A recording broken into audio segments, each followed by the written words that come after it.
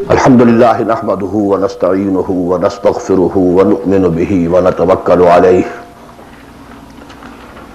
ونعوذ بالله من شرور أنفسنا ومن سيئات أعمالنا من يهده الله فلا مضل له ومن يضلله فلا هادي له ونشهد أن لا إله إلا الله وحده لا شريك له ونشهد أن سيدنا ومولانا محمدا عبده ورسوله أرسله بالهدى ودين الحق ليظهره على الدين كله وكفى بالله شهيدا فصلى الله عليه وعلى آله وأصحابه وسلم تسليما كثيرا كثيرا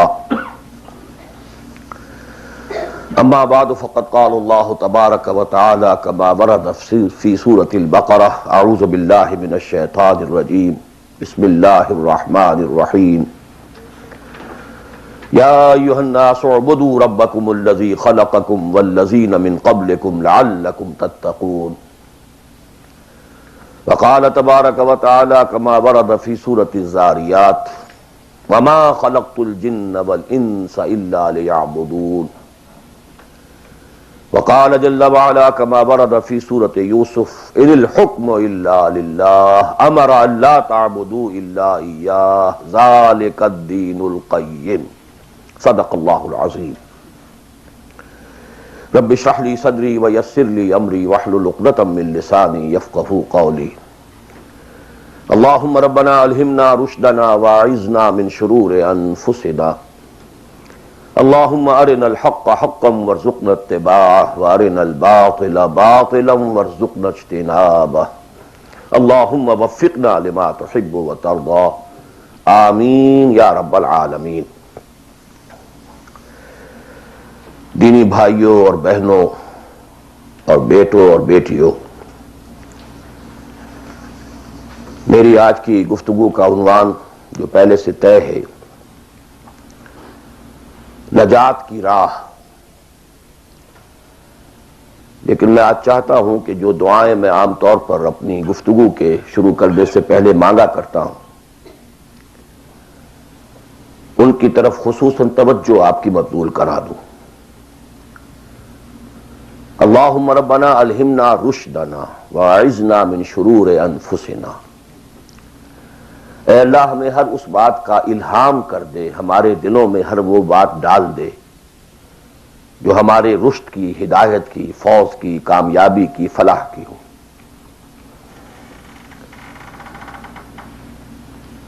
اللہم ارنا الحق حقا وارزقنا اتباعہ، اے اللہ ہمیں حق کو حق دکھا، ہم اس میں دھوکہ نہ کھا جائیں، مغالطے میں نہ مبتلا ہو جائیں، اور اسے قبول کرنے کی، اختیار کرنے کی ہمیں توفیق عطا فرما۔ محض حق کو سمجھ لینا کافی نہیں ہے، بلکہ الٹا نقصان دہ ہے اگر اسے اختیار کرنے کے لیے انسان تیار نہ ہو۔ اللہم ارنا الحق حقا وارزقنا اتباعہ وارنا الباطل باطلا وارزقنا اجتنابہ، ہمیں باطل کو باطل ہی دکھا، ایسا نہ ہو کہ ہم غلطی سے باطل کو حق سمجھ بیٹھیں، اور اے اللہ ہمیں اس باطل سے اجتناب کرنے کی، اس سے بچنے کی ہمت عطا فرما۔ اللہم وفقنا لما تحب وترضى، اور اے اللہ ہمیں ہر اس کام کی توفیق عطا فرما جو تجھے پسند ہے اور جن سے تو راضی ہوتا ہے۔ یہ دعائیں آپ میں سے ہر شخص اچھی طرح شعوری طور پر اس وقت اپنے دل میں مانگ لیں اور پھر میری گفتگو کو سماعت فرمائیں۔ نجات کا لفظ جو میں نے استعمال کیا ہے وہ ان کئی الفاظ میں سے سب سے نچلی سطح کا لفظ ہے جنہیں قرآن مجید کامیابی کے لیے استعمال کرتا ہے۔ بہت سے الفاظ آپ نے سنے ہوں گے، فوز، اولئک ھم الفائزون، وہ کامیاب لوگ ہیں۔ رشد، اولئک ھم الراشدون، وہ لوگ ہیں کہ جو بڑے نصیب والے ہیں۔ فلاح، اولئک ھم المفلحون، وہ ہیں اصل میں کہ جنہوں نے بلند ترین کامیابی حاصل کر لی. سعادت فاما الذین سعدوا، ان میں سب سے نیچے کا لفظ ہے نجات.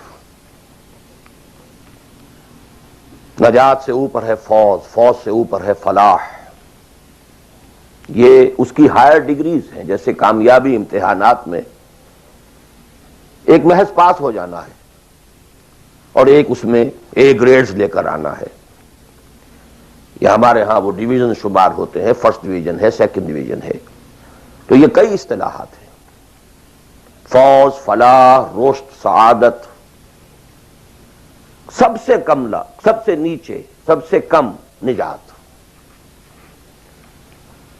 وَمَالِي أَدْعُوكُمْ إِلَى النَّجَاةِ وَتَدْعُونَنِي إِلَى النَّارِ.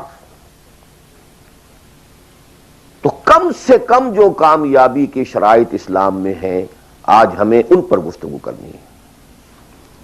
اللہ تعالی ہمیں اس سے اوپر بڑھنے کی توفیق دے، رشد اور فوز اور فلاح کی منزلوں سے ہم کنار فرمائے. لیکن ظاہر بات ہے کہ یہ تمام منزلیں بعد میں ہیں، پہلے کامیابی تو ہو. جہاں تک اس نجات کی راہ کا تعلق ہے، اس کے موضوع پر کیونکہ قرآن مجید کی جامع ترین صورت جو اس لیول پر گفتگو کرتی ہے اور جامع ترین ہے، وہ سورۃ العصر ہے. والعصر ان الانسان لفی خسر الا الذین آمنوا وعملوا الصالحات وتواصوا بالحق وتواصوا بالصبر. ثابت ہوا یہ بیس لائن ہے، اس سے نیچے تو نجات ہی نہیں ہے، وہ تو خسران ہے، ناکامی ہے. یہ بیس لائن ہے. اسی لیے میرا جو کتاب چاہے نجات کی راہ سورۃ العصر کی روشنی میں، the road to salvation in the light of Surah Al-Asr, Urdu میں بھی ہے، انگریزی میں بھی ہے.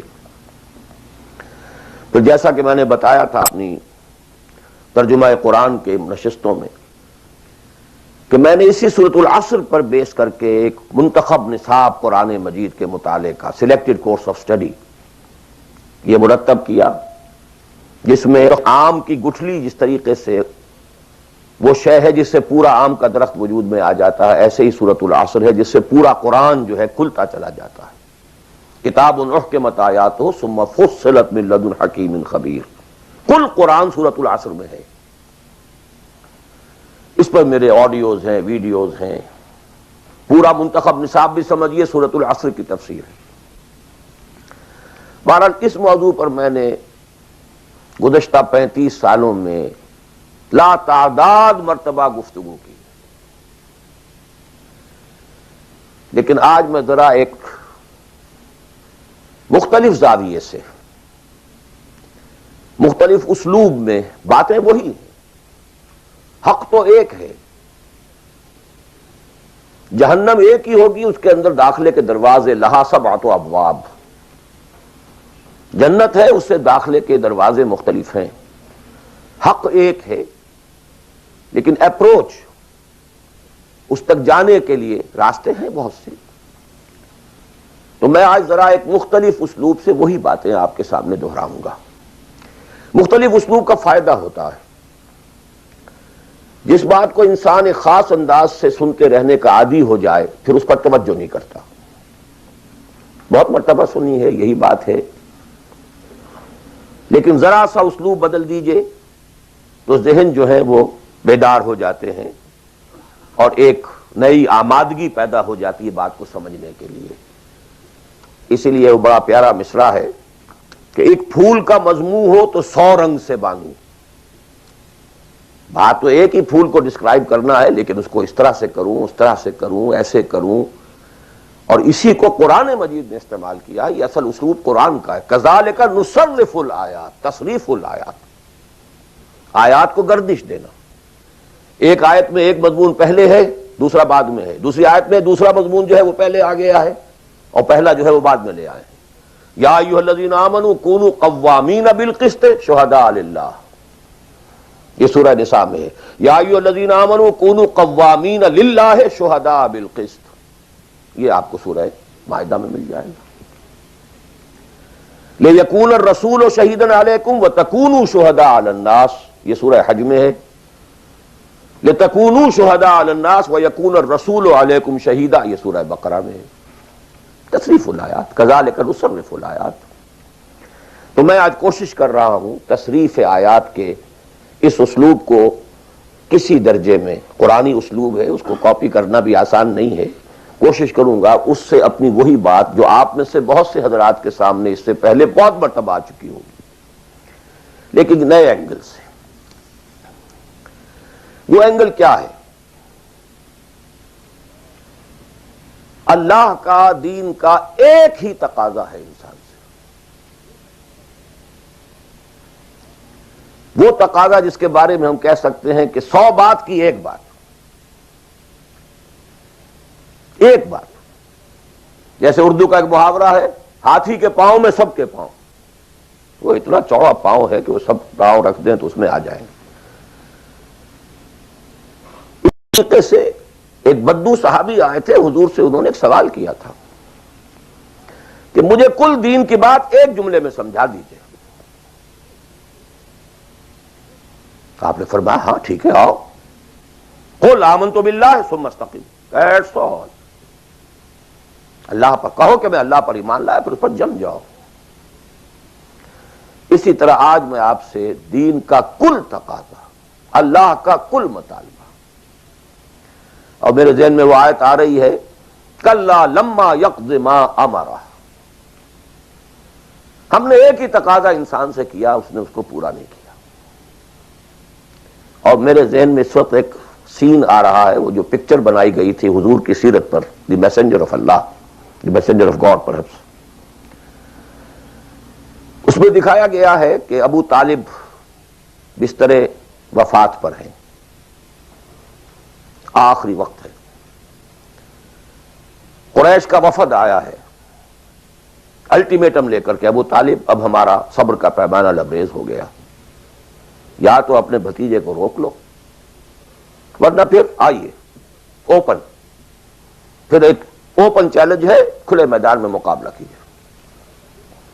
ایک جملہ اس وقت اس پکچر میں ہے جو کہا ابو طالب نے، one word, my nephew demands from you only one word۔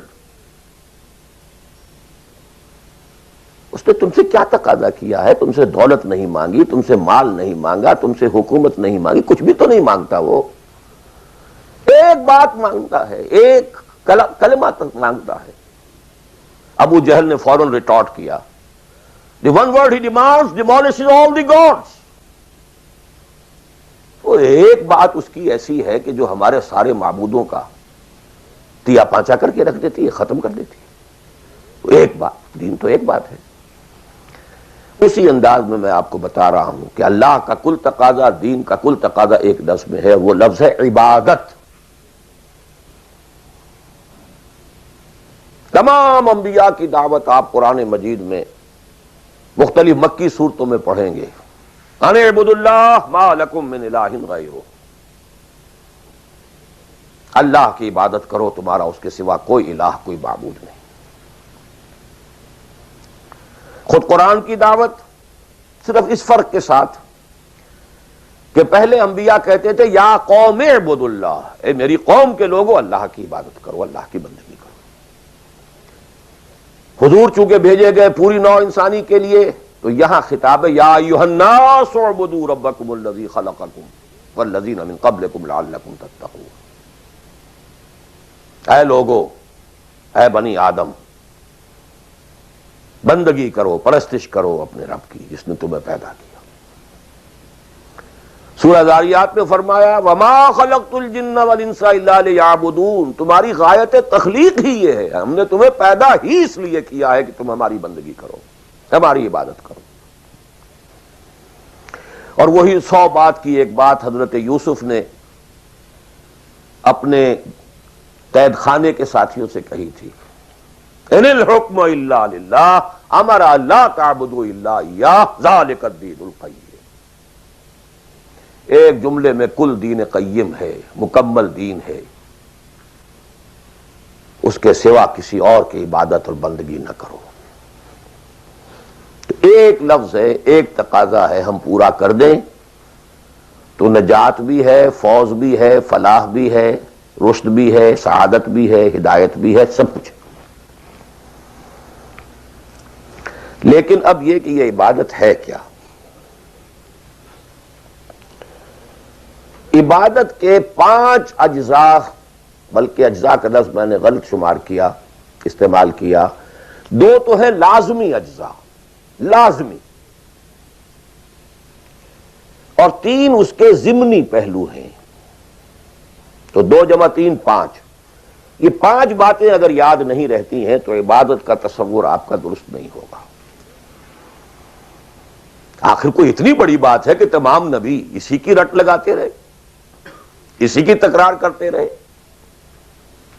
کوئی اتنی بڑی بات ہے کہ ابدی فوز و فلاح اور رشد اور سعادت اس کے ساتھ وابستہ ہے. وہ بہت بڑی بات ہے، معمولی بات تو نہیں.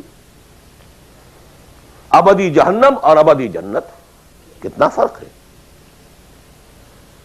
اور وہ اسی ایک لفظ کے ساتھ وابستہ ہے. عبادت ہے کیا؟ اس کے 2 جو لازمی اجزاء ہیں، ان میں سے ایک کی مثال ہے جسم. یہ میرا جسم 2.5 من وزن ہے اس کا، یہ میرا جسم ہے. ایک اس میں روح ہے، وزن وغیرہ نہیں ہے، نہ نظر آتی ہے، لیکن اصل انسان وہ روح ہے. اسی طرح عبادت کا جو جسد ظاہری ہے، جو نظر آتا ہے، پیلپیبل ہے، محسوس ہوگا، سامنے آئے گا، وہ ہے اطاعت کلی، total obedience. Without any reservation, کوئی استثناء نہ ہو. مخلصین لہ الدین، اطاعت کو اس کے لیے خالص کرتے، ٹوٹل اوبیڈینس. یہ ہے جسد. 2.5 من جو ہے عبادت، وہ یہ ہے. اور اس کی روح کیا ہے؟ اللہ کی محبت. یہ اطاعت محبت جذبے سے سرشار ہوگا تب تو عبادت ہے، ورنہ اطاعت ہے صرف. اطاعت تو انسان حکمرانوں کی بھی کرنے پہ مجبور ہو جاتا ہے. ہم انگریزوں کی اطاعت کرتے تھے، آپ یہاں بہت سے ایسے قوانین کی اطاعت کرتے ہیں جو آپ کو پسند نہیں ہے، مجبوری ہے، آ گئے ہیں، رہ رہے ہیں، کیا کریں. لیکن جب آؤٹ آف لو، انٹینس لو، جب کسی کی ٹوٹل اوبیڈینس قبول کی جائے گی تو یہ عبادت ہے. یہ 2 ہے اجزاء لازم. اس کو بڑی خوبصورتی سے امام ابن تیمیہ اور حافظ ابن قیم انہوں نے بیان کیا ہے. العبادت تجمع اصلین، غایت الحب ما غایت الذل والخضوع. 2 چیزیں جمع ہوتی ہیں تو عبادت پوری ہوتی. انتہا درجے کی محبت اور انتہا درجے کی عاجزی اور اطاعت اور سرفگندگی کسی کے سامنے. یہ دونوں چیزیں اطاعت کے لازمی اجزاء ہیں عبادت کے. اور ان دونوں کے بارے میں ایک بات اور نوٹ کیجئے، ان دونوں کے اعتبار سے اللہ اور اس کا رسول بریکٹڈ ہیں، ساتھ جڑے ہوئے. اس لیے کہ اللہ کی اطاعت رسول کی اطاعت کے ذریعے ہے. وَمَا أَرْسَلْنَا مِن رَّسُولٍ إِلَّا لِيُطَاعَ بِإِذْنِ اللَّهِ وَمَن يُطِعِ الرَّسُولَ فَقَدْ أَطَاعَ اللَّهَ. وہ ریپرزنٹیٹو ہے، وہ نمائندہ ہے اللہ کا، لہذا اللہ کی اطاعت، اطیعوا اللہ واطیعوا الرسول. اطاعت میں یہ دونوں بریکٹڈ ہیں. یہی وجہ ہے کہ قانون اسلامی کی مستقل سورسز جو ہیں وہ یہی 2 ہیں، اللہ کی کتاب اور اس کے رسول کی سنت. اسی طرح محبت میں بھی دونوں بریکٹڈ ہیں.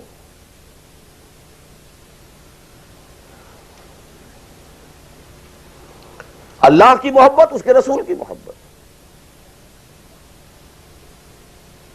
والذین آمنوا اشد حبا للہ، شدید ترین، اشد. ایمان کا لازمی تقاضا یہ ہے کہ شدید ترین محبت آپ کے دل میں اللہ سے ہو. اور حضور نے فرمایا لا یؤمن احدکم حتی اکون احب الیہ من والدہ وولدہ والناس اجمعین، تم میں سے کوئی شخص مومن ہو ہی نہیں سکتا جب تک کہ میں اسے، اس کے باپ، اس کے بیٹے اور تمام انسانوں سے زیادہ محبوب نہ ہو جاؤں۔ اطاعت اور محبت میں دونوں بریکٹڈ ہیں، اللہ کی اطاعت، رسول کی اطاعت،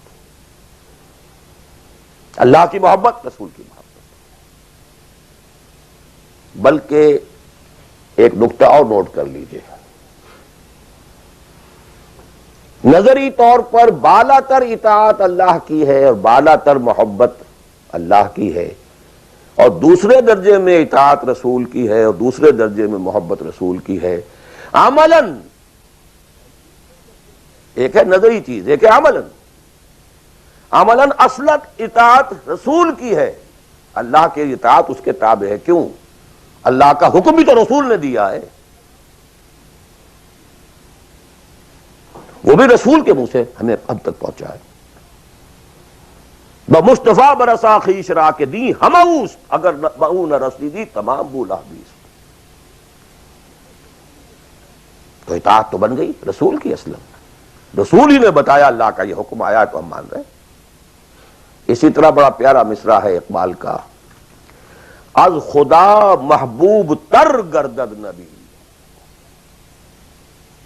اللہ سے بھی کہیں زیادہ محبوب ہو جاتا ہے اللہ کا نبی۔ اس کی وجہ بھی ہے، اللہ کا ہم کیا تصور کریں، اللہ کی فیلنگز کا ہمیں کیا اندازہ ہو سکتا ہے؟ کوئی فیلنگز ہے کیا ہے؟ رسول کو ہم ایک ہیومن بینگ کی حیثیت سے ویژولائز کر سکتے ہیں۔ رسول کو بھی چوٹ لگی تھی، دل پر چوٹ لگی تھی۔ رسول کے پاس بھی بیٹی آئی تھی، بڑی پیاری بیٹی، فاطمہ بضعۃ منی۔ ابا جان اب تو عام لوگوں کے ہاں بڑی فراوانی ہو گئی ہے، ذرا یہ دیکھیے میرے ہاتھوں پر گٹے پڑے ہوئے ہیں چکی پیسنے کی وجہ سے، میرے کندھے کے اوپر نشان پڑ گئے ہیں، مشکیزے میں پانی بھر کر لاتی ہوں، مجھے بھی کوئی کنیز، کوئی غلام عنایت ہو جائے۔ ہم پوری طرح ویژولائز کر سکتے ہیں کیا فیلنگ ہوگی محمد کی اسوہ صلی اللہ علیہ وسلم،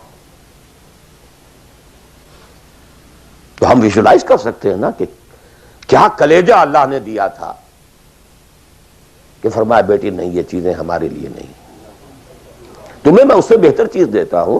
33 مرتبہ سبحان اللہ، 33 مرتبہ الحمدللہ، 33 مرتبہ اللہ اکبر ہر نماز کے بعد کہہ لیا کر، یہ کہیں زیادہ بڑی قیمتی ہے۔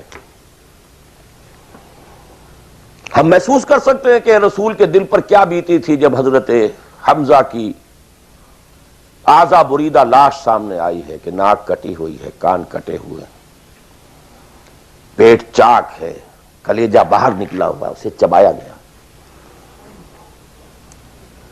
But what is feelings؟ اور کیا پہاڑ جیسا دل اللہ نے دیا تھا، کیسے جبر کیا ہے، کیسے صبر کیا ہے۔ اگرچہ ایک وقت میں آ کر بات ظاہر ہو گئی، جب مدینے میں واپس پہنچے ہیں اور انصار کے گھروں سے عورتوں کے بین کرنے کی، ماتم کرنے کی آوازیں آئیں تو الفاظ نکل گئے، اما حمزہ تو فلا بواکی لہو، ہائے حمزہ کے لیے تو کوئی رونے والی بھی نہیں ہے۔ حمزہ مہاجر ہے، یہاں حمزہ کا کون رشتہ دار، کون عورتیں رشتہ دار ہیں اس کی جو اس کا ماتم کریں گی؟ ہاں مکے میں ہوتا حمزہ عبد المطلب کا بیٹا اور یہ حادثہ ہوا ہوتا تو پورے مکے میں کوہرام ہوتا۔ آخر فیلنگز تھے کہ نہیں؟ اس لیے از خدا محبوب تر گردد نبی۔ بہرحال یہ دو چیزیں، میں نہیں چاہتا کہ بات زیادہ دور نکلے، کلیئر کٹ ہمیں آگے چلنا ہے۔ ایک تقاضا، 100 بات کی ایک بات، عبادت کرو خالصتاً اللہ کی۔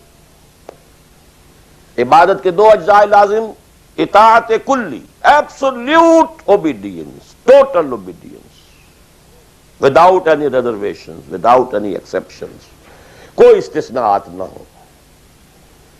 زندگی کا ہر گوشہ، زندگی کا ہر پہلو، ظاہری ہو، باطنی ہو، داخلی ہو، خارجی ہو، انفرادی ہو، اجتماعی ہو، عائلی ہو، قومی ہو، سیاسی ہو، ہر اعتبار سے اللہ کی اطاعت۔ اور یہ اطاعت ہو اللہ کی محبت کے جذبے سے سرشار ہو کر، اور ان دونوں چیزوں میں اللہ کے ساتھ نظری طور پر، ثانوی طور پر، عملاً اولاً محبت رسول اور اطاعت رسول شامل ہے۔ تین چیزیں ضمنی ہیں، اور یہ ضمنی چیزیں ایکسکلوسیو اللہ کے لیے، خالص اللہ کے لیے، یہ رسول کے لیے نہیں۔ نمبر ایک، تعظیم کے کچھ مظاہر ہیں، سجدہ کرنا، قنوت، تعظیماً کسی کے سامنے کھڑے ہونا، ہاتھ باندھ کر، کندھے جھکا کر، یہ قنوت کہلاتا ہے۔ کھڑے ہونا تعظیماً، جھکنا تعظیماً، جس میں رکوع بھی ہے سجدہ بھی ہے، مطلقاً حرام کسی کے لیے بھی، یہ صرف اللہ کے لیے۔ یہ مینیفیسٹیشنز ہیں اس کی، عبادت کا مظہر ہے۔ فَقُومُوا لِلَّهِ قَانِتِينَ، اللہ کے سامنے کھڑے رہا کرو، سجدہ کرو،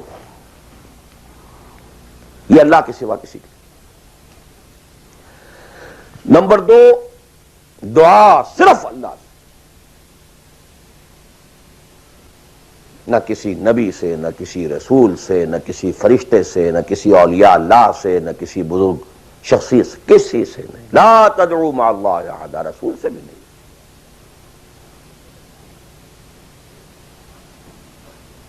اب اس میں کئی الفاظ نوٹ کر لیجئے، استدعاء، استغاثہ، استمداد، استعانت، وہی مدد ہے، استنصار، صرف اللہ۔ ہاں مادی قوانین کے تحت فزیکل ورلڈ میں ہم مدد مانگ سکتے ہیں، ذرا مجھے ایک گلاس پانی لا دیجئے، مجھے ذرا یہ کر دیجئے، معلوم ہے پانی ہے، یہ جائے گا لے آئے گا، لیکن بالغیب مدد کسی سے مانگنا، استغاثہ کسی سے کرنا، استعانت کسی سے کرنا حرام ہے، عبادت کو زیرو سے ضرب دے کر زیرو کر دیتا۔ نمبر تین، اخلاص و احتساب، صرف اللہ،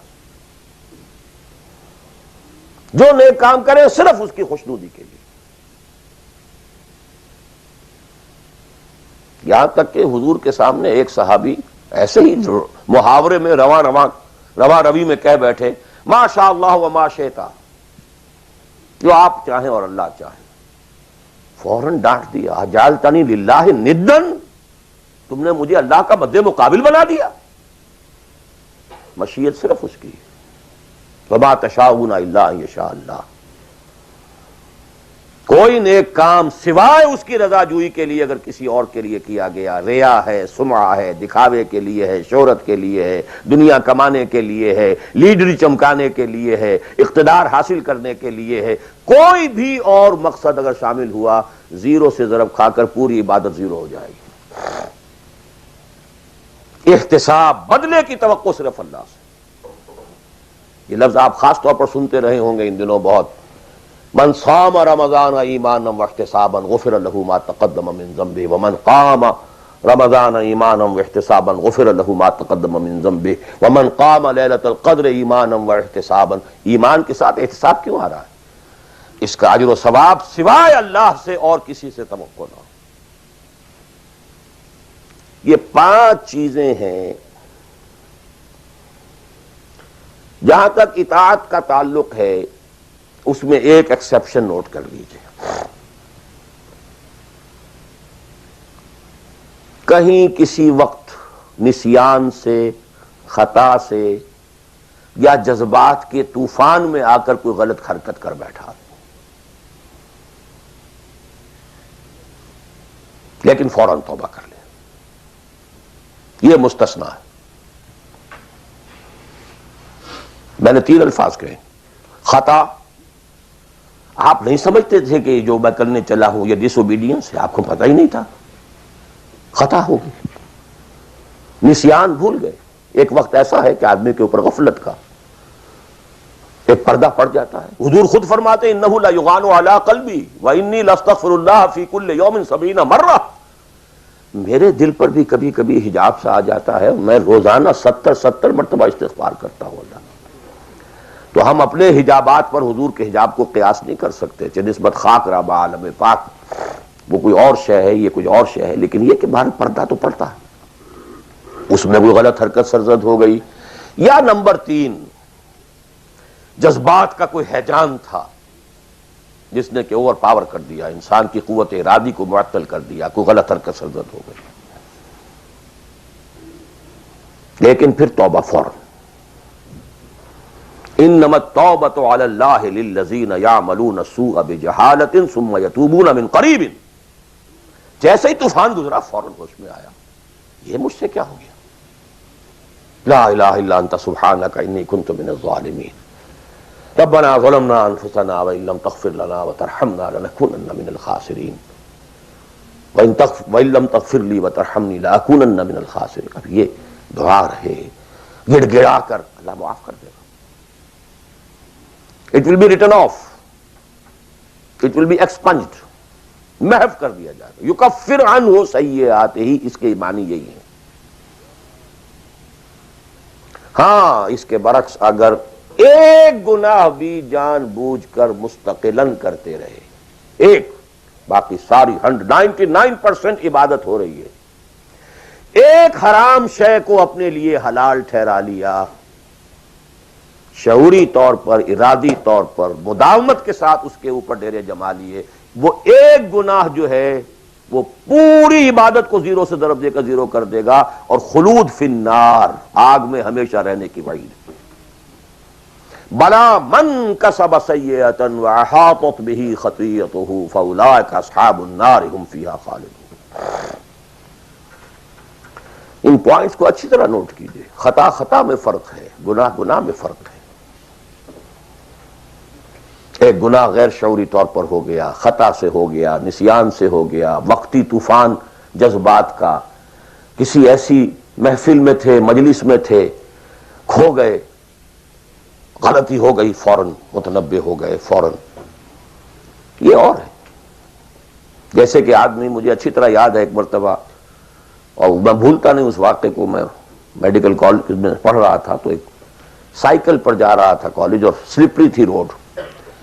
جب سائیکل سلپ کرتی ہے تو پتہ نہیں چلتا میں کب گر گیا.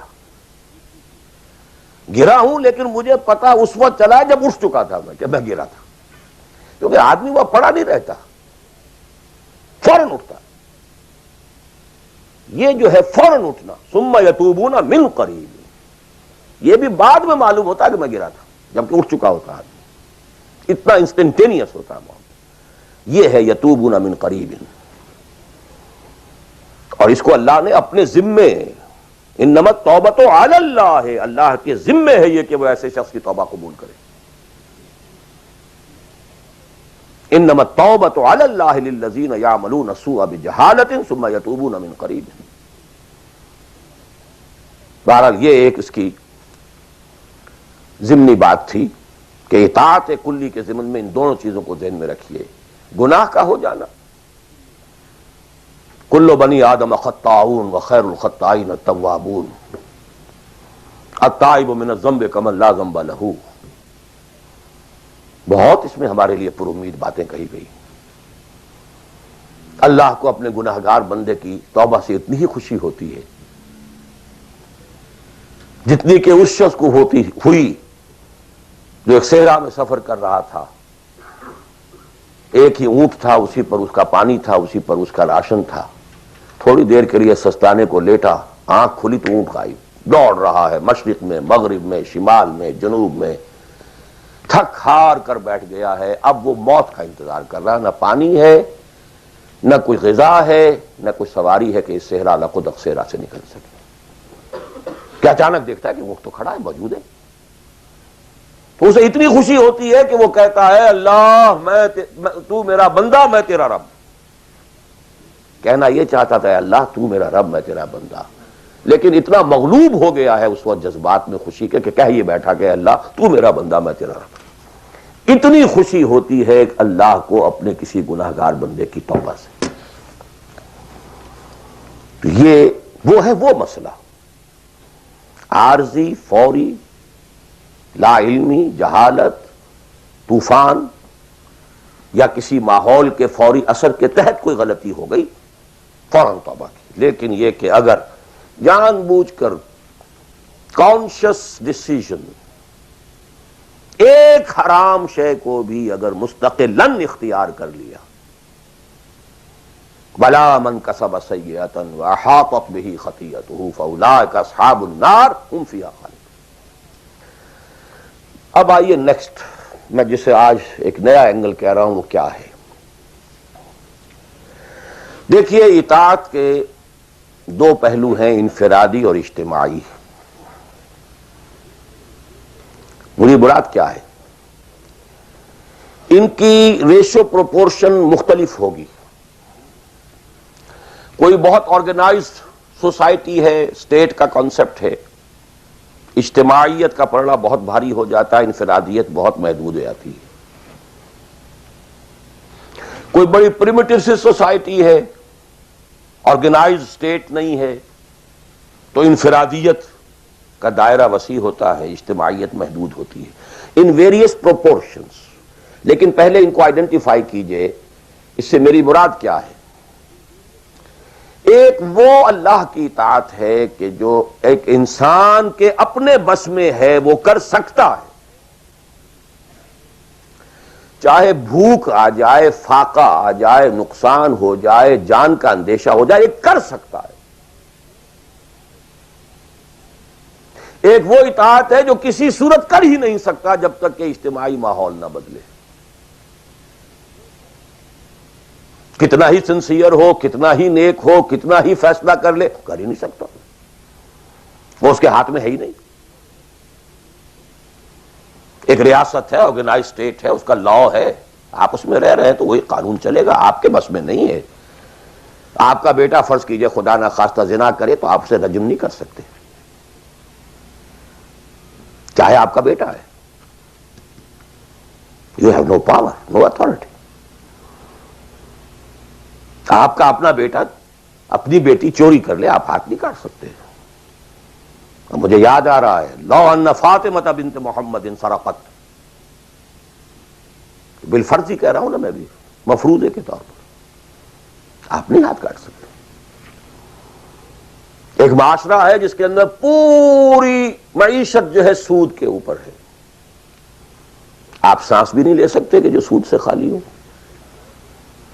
امپاسبل. ایک اسٹیٹ ہے، آپ اس کے سٹیزن ہیں، آپ اس کے کانسٹیٹیوشن کے لائل ہیں، فیتھفل ہیں. تو جیسا کہ میں نے کہا تھا آرگنائز سوسائٹی اسٹیٹ میں یہ دائرہ بہت بڑھ جاتا ہے.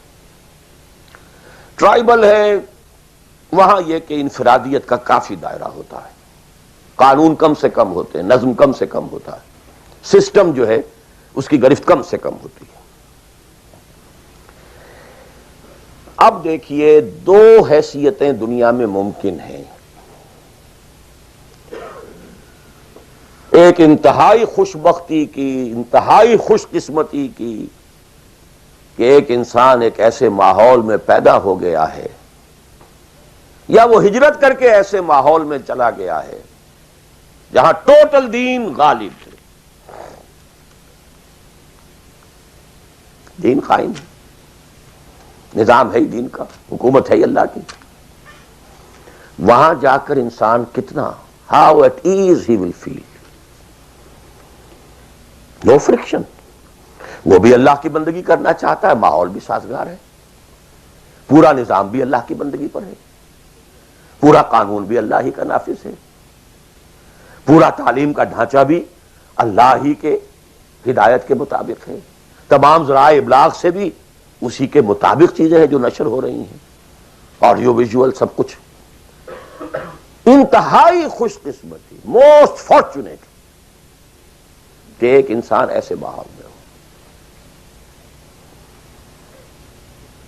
لیکن فرض کیجئے کہ وہ ایسے ماحول میں ہے جہاں اللہ کا دین غالب نہیں،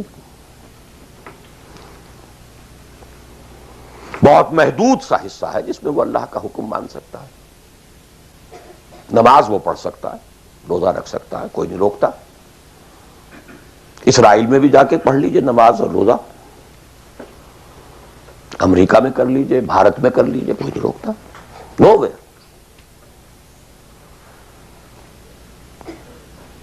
لیکن باقی ویرینگ ڈگریز میں ہوگا یہ کہ زندگی کا 75%, 80%, 50%, 60% وہ باطل کے قبضے میں ہے. تو وہ بھی تو 50%, 60% کافر ہے. He is a part and parcel of that environment, of that system. قرآن کے تینوں فتوے اس پر بھی تو لگ رہے ہیں. وَمَن لَّمْ يَحْكُم بِمَا أَنزَلَ اللَّهُ فَأُولَٰئِكَ هُمُ الْكَافِرُونَ وَمَن لَّمْ يَحْكُم بِمَا أَنزَلَ اللَّهُ فَأُولَٰئِكَ هُمُ الْفَاسِقُونَ وَمَن لَّمْ يَحْكُم بِمَا أَنزَلَ اللَّهُ فَأُولَٰئِكَ هُمُ الظَّالِمُونَ. وہی ظالم ہے, اور ظالم سے مراد مشرک. ان الشرک لظلم عظیم, وہی کافر ہیں. بتوں سے تجھ کو امید ہے, خدا سے نا امیدی. مجھے بتا تو صحیح اور کافری کیا ہے. کفر کہتے کسے؟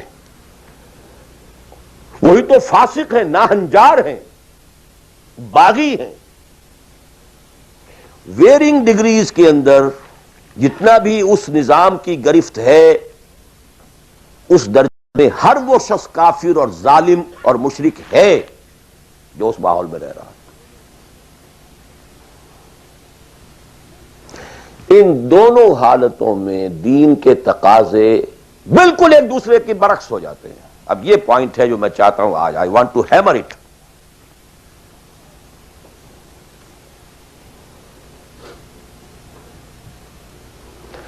اگر آپ خلافت راشدہ کے دوران پیدا ہو گئے ہوتے, موسٹ فارچونیٹ, موسٹ ایزی.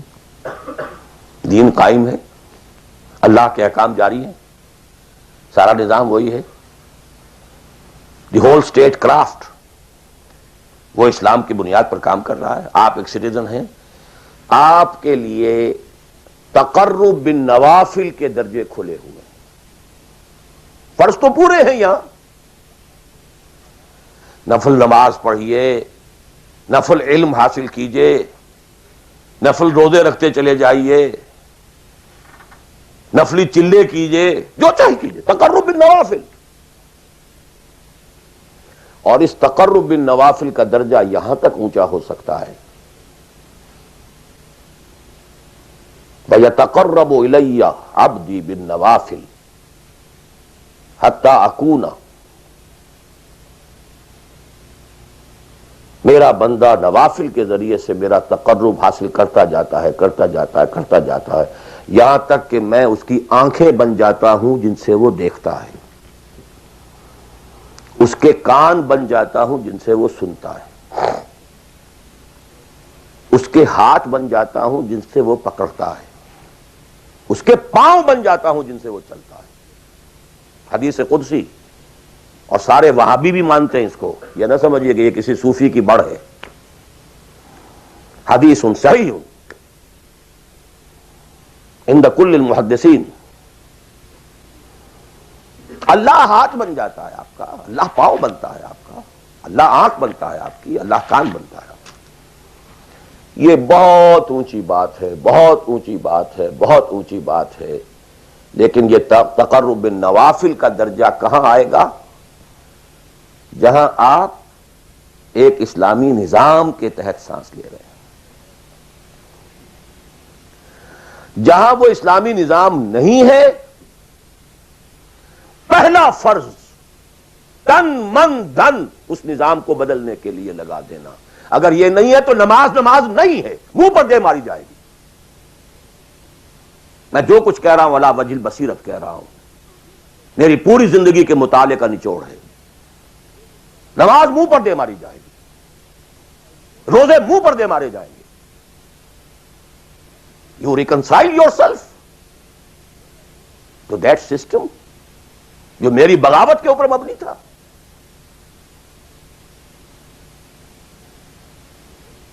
پہلا فرض یہ تن من دھن. You can not reconcile with that system, you can not accept that system. اس میں اپنے آپ کو ایکوموڈیٹ کرنا، اس میں اچھے کیریئر تلاش کرنا، اس میں اچھی جائیداد بنانا، اس میں پیسہ جمع کرنا، اس میں اچھی سے اچھی بچوں کو ایجوکیشن تاکہ بہتر سے بہتر زندگی وہ بھی گزار سکیں، سب کا سب حرام، مطلقاً حرام۔ پہلا کام یہ ہے اپنی جان، اپنا مال، اپنا تن، اپنا دھن سب اللہ کے دین کے لیے خرچ کرو۔ سبسسٹنس لیول کے اوپر صرف جان کو باقی رکھنے کے لیے جو ناگزیر ہے، that is allowed, nothing more. This is the point, crucial point. اب ہمارے سامنے حدیثیں ہوتی ہیں اور وہ سارے فضائل کی کتابیں ہیں اور یہ ہیں جن کا تعلق اس ماحول سے تھا جبکہ دین قائم ہو چکا تھا، اس کانٹیکسٹ میں باتیں ہو رہی ہیں، نفل کی بات ہو رہی ہے اور قیام اللیل کی بات ہو رہی ہے اور جو ہے ختم قرآن کی بات ہو رہی ہے، اور اگر فجر کے بعد بیٹھے رہے مصلے پر اور 2 رکعت پڑھ کر اٹھے جبکہ سورج نکل چکا ہے تو اب یہ اتنا اونچا ثواب، یہ ساری باتیں، all these things become absolutely irrelevant. The deciding factor is دین غالب ہے، ٹھیک ہے، چلو نوافل کی طرف، قرات کی طرف چلو، جتنا آگے سے آگے یتقرب الی العبد بالنوافل، ورنہ تقرب بالفرائض پہلے فرض کرنے ہوں گے، اور فرضوں میں پہلا فرض جہاد ہے۔ Now please note this word, جہاد اصل میں اس جد و جہد کا جامع عنوان ہے، your struggle against that system۔ لہذا انما المؤمنون الذين آمنوا بالله ورسوله ثم لم يرتابوا وجاهدوا باموالهم وانفسهم في سبيل الله، integral part of the definition of a مومن۔ اگر زندگی اس سے خالی ہے یا اتنی ہے بس جتنی ہو جائے نفل کے درجے میں، اصل وقت اصل دھارا بہ رہا ہے دنیا کی طرف، دنیا کے حصول کے لیے، جتنا پھیل سکیں، جتنا پھل سکیں، جتنا پھول سکیں، جتنی جڑیں گہری جما سکیں، جتنا کچھ اولاد کے لیے چھوڑ کر مر سکیں، جتنا اولاد کو زیادہ سے زیادہ دنیا کی سہولتیں دینے حاصل کرنے کے قابل بنا کر جا سکیں، ساری تو توانائیاں اور ساری قوتیں اور ساری صلاحیتیں اور سارے اوقات تو کپے ہوئے اس میں۔ اچھا آپ کو تھوڑا سا دین کا کام بھی، آخر دھوکہ تو اپنے آپ کو دینا ہی ہے نا۔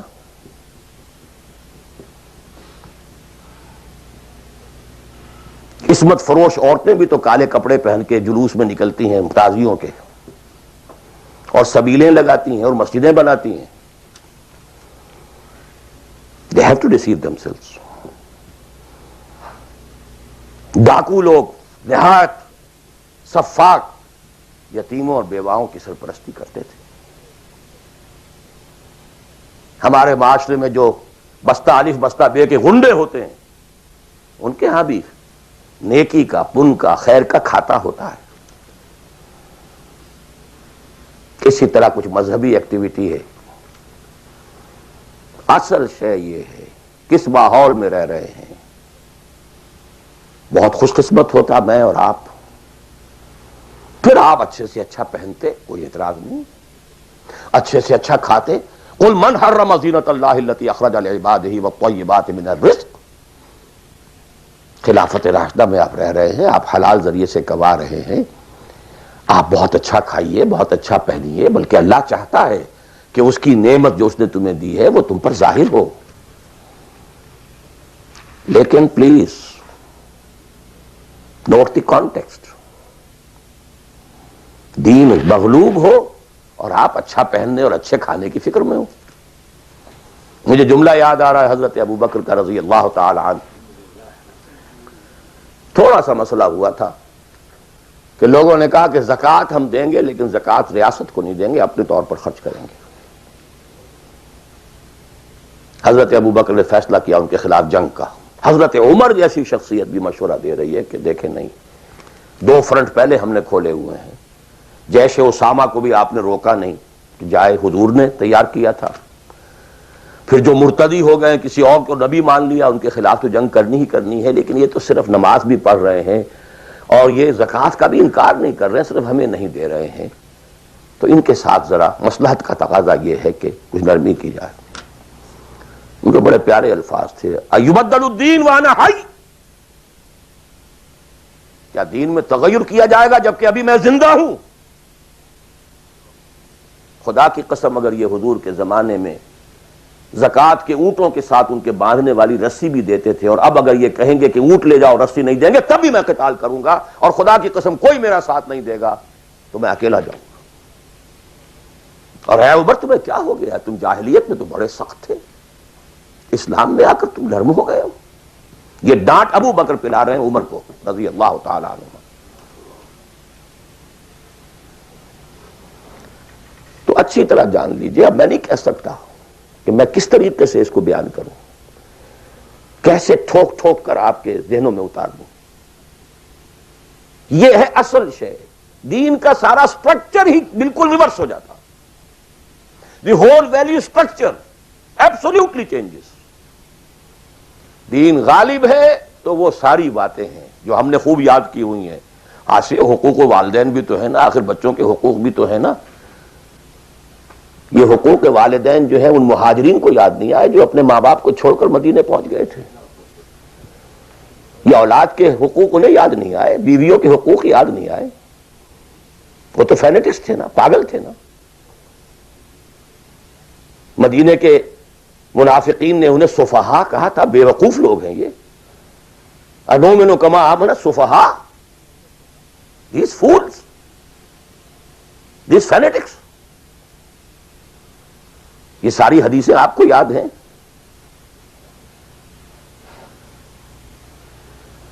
فرق ہے، اسلام غالب ہے تو مسئلہ کچھ اور ہے۔ اچھا کھائیں، اچھا پہنیں، نوافل ہے، نوافل پر نوافل ہے، جتنی ترقی کیجئے، دنیا میں کرنا چاہیں دنیا میں کیجئے، روحانی ترقی کرنا چاہیں روحانی ترقی کیجئے، سارے میدان کھلے ہیں۔ علم میں، پروفیشن میں، کسی خاص فن میں ترقی کرنا چاہے کیجئے۔ دین غالب نہیں ہے، اور آپ خود 50%، 60%، 70%، 90% کافر ہیں، اس لیے کہ اس ماحول کا جز ہیں جس میں کفر کا نظام ہے۔ تو پہلا کام تو اپنے آپ کو اس کفر سے نجات دلانا ہوگا، پھر نماز بھی اسی کے لیے ہے۔ وَاسْتَعِینُوا بِالصَّبْرِ وَالصَّلَاةِ، مدد حاصل کرو نماز سے۔ کس کام کے لیے مدد حاصل کرو؟ The mission to make the deen of Allah supreme, ان اقیم الدین۔ نماز اس کے لیے سب سروینٹ ہے، اس کے لیے مدد ہے۔ روزہ اسی کے لیے جنگ کرنے کی صلاحیت پیدا کرنے کے لیے ہے۔ اس لیے 23ویں رکوع میں سورہ بقرہ کے روزے اور رمضان کے احکام ہے، 24ویں رکوع میں قتال شروع ہو گیا، قاتلوا فی سبیل اللہ الذین یقاتلونکم۔ اور عرب جو ہیں وہ روزہ رکھواتے ہی صرف گھوڑوں کو تھے، خود تو رکھتے ہی نہیں تھے، چونکہ گھوڑے کو استعمال کرتے تھے لوٹ مار میں، غارت گری میں، جنگوں میں، اور گھوڑا ہے نرم نازک مزاج جانور، پیاس برداشت نہیں کر سکتا، بھوک برداشت نہیں کر سکتا، اونٹ تو کر جاتا، چاہیے تھا انہیں گھوڑا، لہذا گھوڑے کو عادی بناتے تھے دھوپ کا، پیاس کا، بھوک کا، تاکہ ایسا نہ ہو کہ اہن مارکے کا وقت اور گھوڑے صاحب جواب دیے بیٹھے ہوں تو سوار کیا کرے گا۔ تو ساما یسومو عربی زبان میں گھوڑے کے لیے تھا، انسانوں کے لیے تھا ہی نہیں۔ یہ تو مدینے میں آنے کے بعد پھر حضور نے یہودیوں کو دیکھا کہ روزہ رکھتے ہیں، تو آپ نے بھی مسلمانوں سے کہا عاشورہ کا روزہ ہے وغیرہ وغیرہ، چھوڑ دیجئے اس بات کو، لمبی ہو جائے گی۔ یہ ساری چیزیں اصل میں ہیں اس مقصد کے لیے۔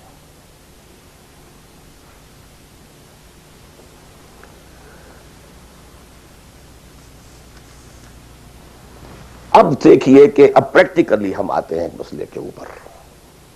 آئی ہوپ میں اس سے زیادہ میں کر نہیں سکتا، میرے لیے ممکن نہیں ہے کہ میں اپنے احساسات کو جیسے کہ میرے ہیں آپ تک منتقل کر دوں۔ اور میں جانتا ہوں ایسے لوگوں کو جو 30 برس سے مجھے سن رہے ہیں اور یہ ساری باتیں سن رہے ہیں اور ٹس سے بس نہیں ہوتے، زمیں جنبت نہ جنبت گل محمد، ان کا وہی کانسیپٹ ہے، اس لیے کہ یہ کانسیپٹ 1400 برس میں جا کر جو ہے مکمل ہوا ہے، پختہ ہو گیا۔ 30 برس تھے خلافت راشدہ کے، اس کے بعد ڈاؤن فال، کانسیپٹ سٹارٹڈ چینجنگ، دین مذہب بنتا چلا گیا، سارا ایمفیسس نماز روزے حج عبادت پر ہو گیا، دین کا تصور ہی ختم، اور پھر ہم میں سے جو لوگ غلام رہے وہ تو اتنے خوگر ہو گئے کہ ملا کو جو ہے ہند میں سجدے کی اجازت، ناداں یہ سمجھتا ہے کہ اسلام ہے آزاد۔ بہت بڑے عالم دین نے کہا تھا یہ کہ ہمیں کوئی ایسا کام نہیں کرنا چاہیے جو ہماری حکمرانوں کو، انگریزوں کو پریشانی کا موجب بن جائے، اس لیے کہ انہوں نے ہمیں مذہبی آزادی دی ہوئی ہے، ہمارے نماز پڑھنے پہ کوئی قدغن نہیں ہے، ہمارے روزہ رکھنے پہ قدغن نہیں ہے، حج کرنے پہ قدغن نہیں ہے، لہذا we should be loyal to them۔ ملا کو جو ہے ہند میں سجدے کی اجازت، ناداں یہ سمجھتا ہے کہ اسلام ہے آزاد۔ یہ کانسیپٹ اتنے پختہ ہو چکے ہیں، اتنے پختہ ہو چکے ہیں۔ ریچولزم، رسومات، رہ گئی رسم ازاں روح بلالی نہ رہی، فلسفہ رہ گیا تلقین غزالی نہ رہی، نماز و روزہ و قربانی و حج یہ سب باقی ہیں، تو باقی نہیں۔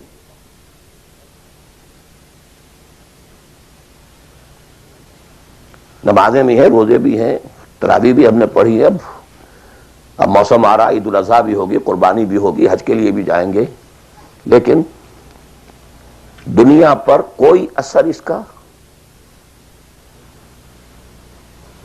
30 لاکھ آدمی حج کر کے آئیں گے، معاشرے پر کوئی زیرو کے برابر بھی کوئی اثر ہے؟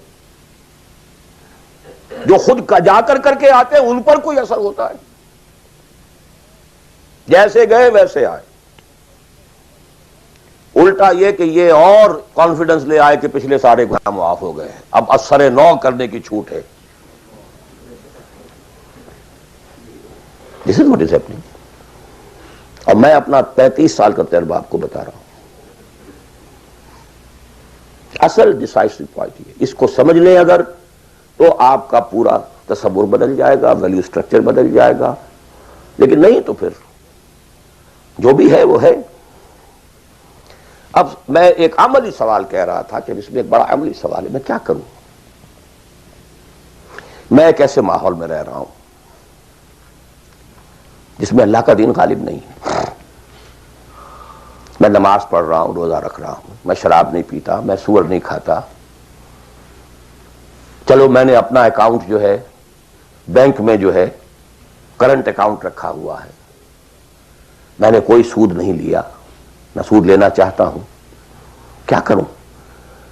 اکیلا چنا پہاڑ کو تو نہیں پھوڑ سکتا، پورا نظام تو میرے بدلنے سے نہیں بدل جائے گا، تو میں تو رہا پھر 40%، 50%، 60%، 70% کافر کا کافر۔ تو what's the way out؟ what's the مخرج؟ بڑی پیاری حدیث ہے وہ جس میں یہ الفاظ آتے ہیں، حضور نے فرمایا انہا ستکون فتنۃ، ایک وقت آئے گا کہ بڑا فتنہ ہوگا۔ حضرت علی فرماتے میں نے فوراً عرض کیا مل مخرج منہا یا رسول اللہ، اے اللہ کے رسول یہ بتائیے اس سے نکلنے کا راستہ کون سا ہوگا؟ یہ نہیں پوچھا کیا فتنہ ہوگا، کیوں ہوگا، کب ہوگا، کیسے ہوگا، کدھر سے آئے گا، کچھ نہیں، نکلنے کا راستہ بتائیے۔ بلکہ ایک اور روایت اس حدیث کی اس سے بھی زیادہ پیاری ہے کہ اصل میں حضرت جبرائیل نے کہا حضور سے یا محمد امتک بعدک، اے محمد صلی اللہ علیہ وسلم کبھی سوچا ہے تمہارے بعد تمہاری امت کا کیا بنے گا؟ تو حضور پلٹ کر سوال کرتے ہیں مل مخرج منہا یا جبرائیل، یہ تو بہت بڑا پرابلم تم نے اے جبرائیل میرے سامنے رکھا ہے، تو اب آپ ہی بتائیں اس سے نکلنے کا راستہ کیا ہوگا؟ قال کتاب اللہ، وہ پوری حدیث پھر وہی ہے، کتاب اللہ فیہ خبر ما قبلکم ونبأ ما بعدکم وحکم ما بینکم وہو ذکر الحکیم وہو صراط المستقیم وہو حبل اللہ المتین۔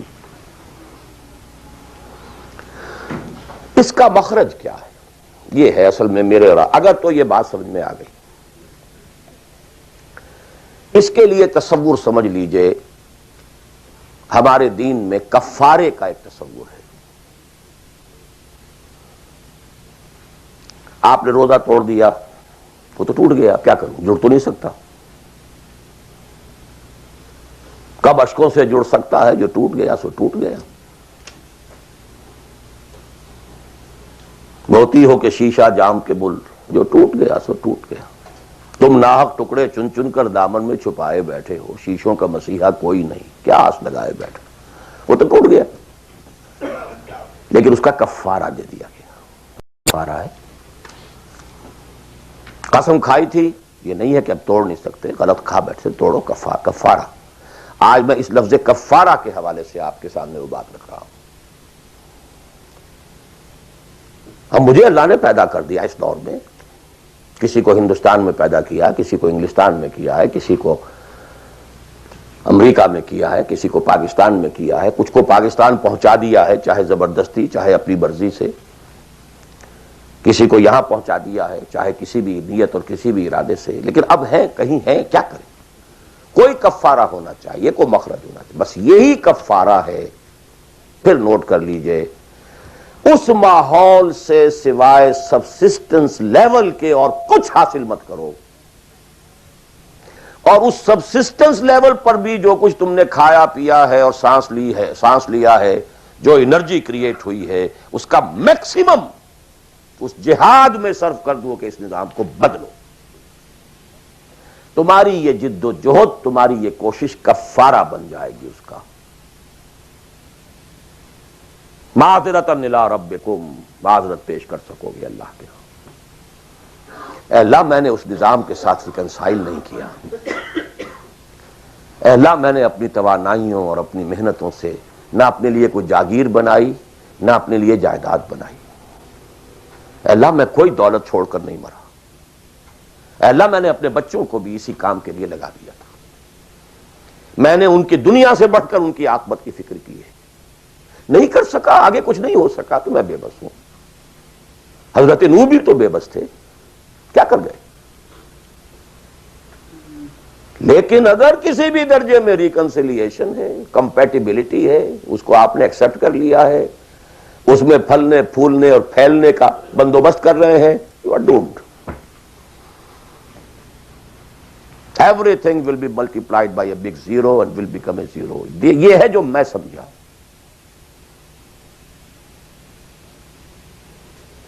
اس کا نام ہے جہاد۔ کانسٹنٹ فرکشن، کانسٹنٹ اسٹرگل، جان مال، ان صلاتی و نسکی و محیای و مماتی للہ رب العالمین۔ میری زندگی کا مقصد تیرے دین کی سرفرازی، میں اسی لیے مسلمان، میں اسی لیے نمازی۔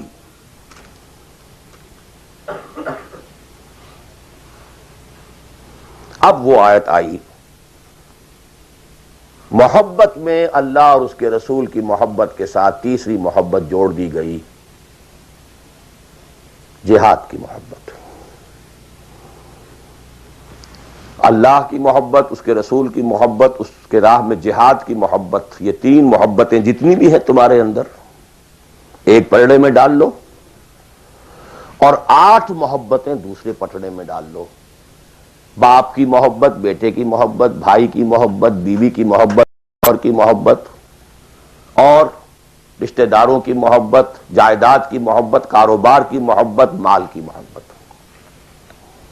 8 3 قل ان کان آباؤکم وابناؤکم واخوانکم وازواجکم وعشیرتکم واموال اقترفتموها وتجارۃ تخشون کسادها ومساکن ترضونها۔ 8 محبتیں ادھر، احب الیکم من اللہ ورسولہ وجہاد فی سبیلہ۔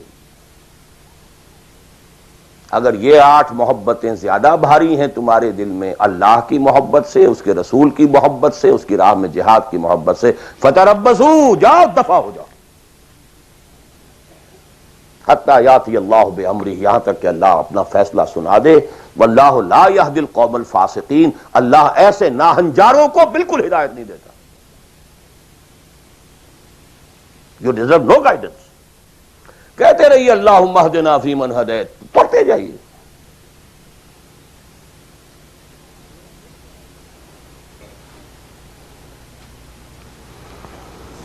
تیرا دل تو ہے صنم آشنا، تجھے کیا ملے گا نماز میں. جو میں سر بسجدہ ہوا کبھی تو زمین سے آنے لگی صدا. تیرا دل تو ہے صنم آشنا، تجھے کیا ملے گا نماز میں. تمہارے دلوں میں تو مال کی محبت ہے، جائیداد کی محبت ہے، اولاد کی محبت ہے، بیویوں کی محبت ہے، اور کہیں نام رکھا ہوا اللہ کا بھی اور رسول کا بھی. وہ چھٹانک ہے تو یہ سیر ہے. تجھے کیا ملے گا نماز. دلقت بچے کے اور آید و تسبیح و مصلا. یہ ساری بدڑی جو تم نے صوفیوں والی پہن لی ہے اور مصلا کندھے پر ہے، کس کام آئے گا. دس از دی کرکس آف دی میٹر. یہ ہے تو سب کچھ ہے، اور یہ نہیں ہے تو کچھ نہیں. اب جہاں تک اس کا تعلق ہے کہ وہ جد و جہد کیسے ہو، کس طرح کی جائے، طریقہ کار کیا ہو، اس میں میں اس وقت نہیں جانا چاہتا. وہ ایک بالکل ڈفرنٹ ایشو ہے. یہ ایشو کلیئر ہو جائے تو پھر آدمی خود تلاش کرے گا. If there is no other way out, اب تو وہ خود تلاش کرے گا. پیٹ کھانے کو مانگتا ہے تو کہیں کوئی رسی چلاتا ہے، کہیں کوئی ٹوائلٹ صاف کرتا ہے، کہیں کچھ اور کرتا ہے، کہیں برف کے شاول اٹھا کے پھینک رہا ہے 10 گھنٹے. کسی کو کہنے کی ضرورت نہیں کہ یہ کام ضرور کرو، پیٹ کھانے کو مانگتا ہے. It's your own requirement. جب یہ محسوس ہو جائے یہ میرا فرض ہے، اور یہ فرض ہے، یہ کوئی اضافی نیکی نہیں ہے، یہ نوافل نہیں ہے. نوافل تو اگر دین کا ماحول، دین قائم ہوتا پھر تو نوافل کا میدان تھا. جڑ سے وہ نظام ہی نہیں ہے تو فرض عین پہلا یہ ہے کہ اس کو بدلو. اگر یہ معلوم ہو جائے کہ اگر میں یہ نہیں کر رہا تو میں کافر شمار ہو رہا ہوں، میں ظالم شمار ہو رہا ہوں، میں فاسق شمار ہو رہا ہوں. لستم علی شیء حتی تقیموا التوراۃ والانجیل وما انزل الیکم من ربکم یا ایھا الذین آمنوا لستم علی شیء حتی تقیموا القرآن وما انزل الیکم من ربکم. اب جہاں تک اس کا تعلق ہے کہ وہ جد و جہد کیسے ہو، کس طرح کی جائے، طریقہ کار کیا ہو، اس میں اس وقت نہیں جانا چاہتا. وہ ایک بالکل ڈفرنٹ ایشو ہے. یہ ایشو کلیئر ہو جائے تو پھر آدمی خود تلاش کرے گا. If there is no other way out, اب تو وہ خود تلاش کرے گا. پیٹ کھانے کو مانگتا ہے تو کہیں کوئی رسی چلاتا ہے، کہیں کوئی ٹوائلٹ صاف کرتا ہے، کہیں کچھ اور کرتا ہے، کہیں برف کے شاول اٹھا کے پھینک رہا ہے 10 گھنٹے. کسی کو کہنے کی ضرورت نہیں کہ یہ کام ضرور کرو، پیٹ کھانے کو مانگتا ہے.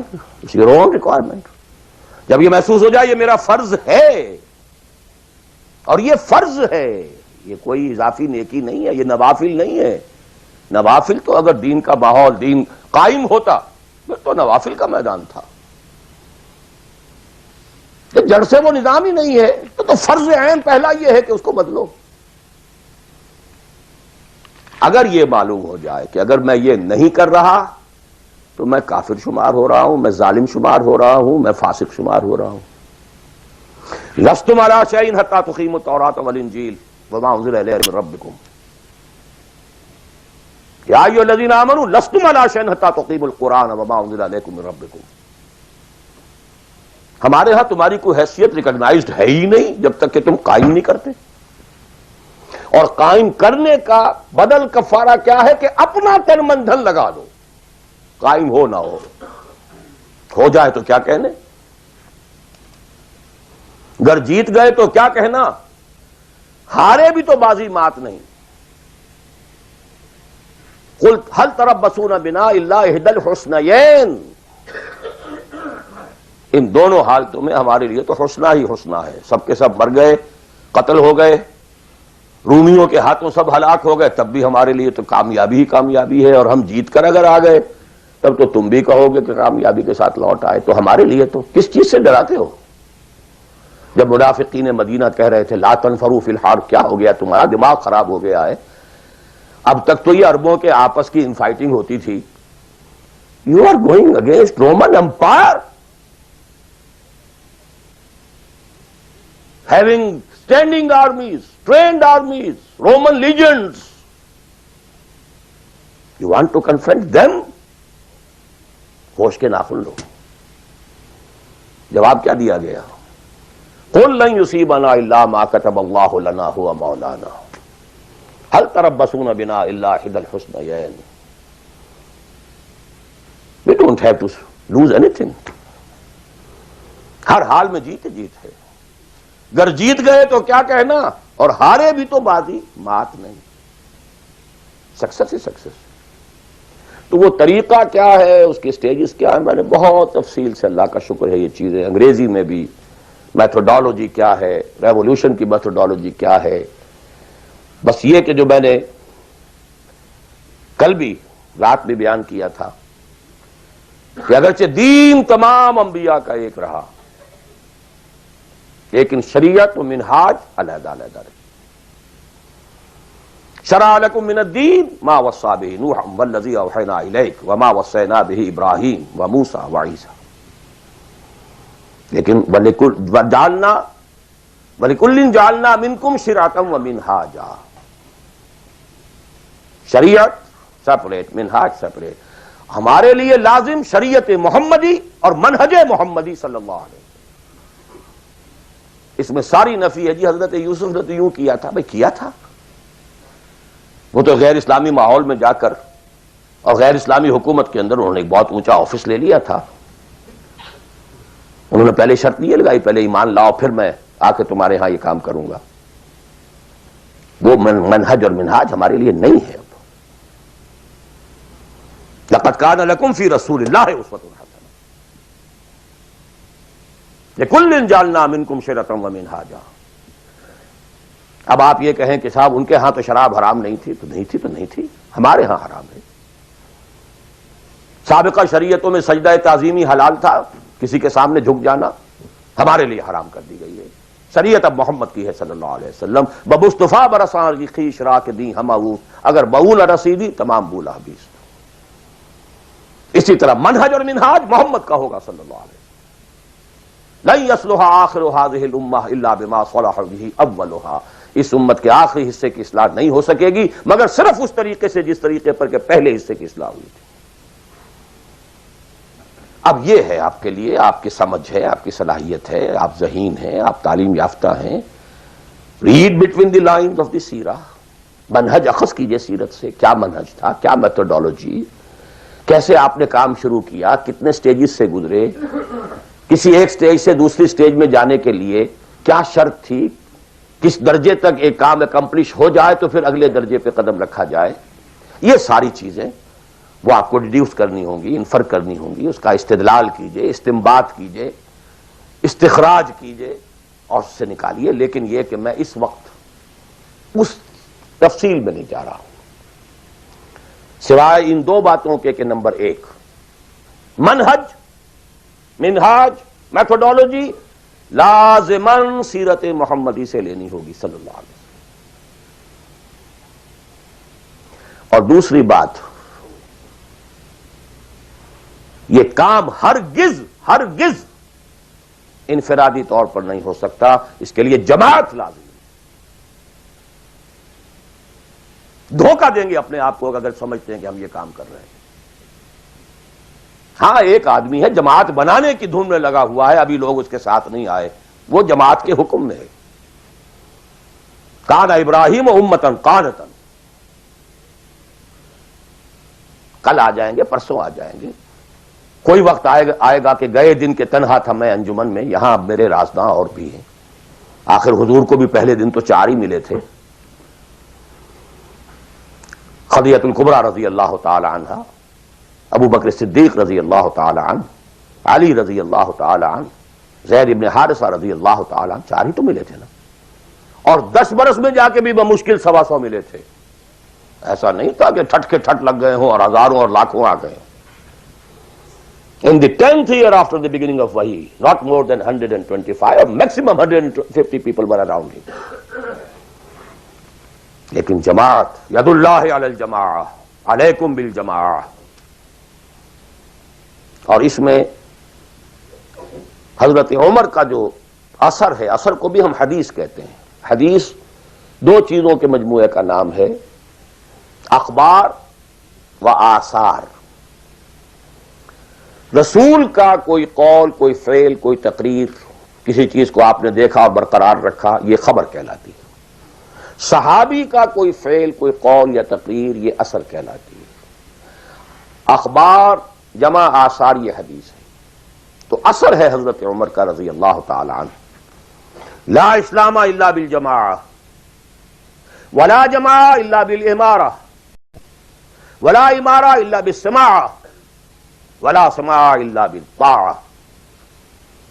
کوئی اسلام نہیں بغیر جماعت کے، کوئی جماعت نہیں بغیر امارت کے، کوئی امارت نہیں جب تک کہ حکم سنا نہ جا رہا ہو، اور کوئی سماعت کے معنی نہیں جب تک کہ حکم مانا نہ جائے۔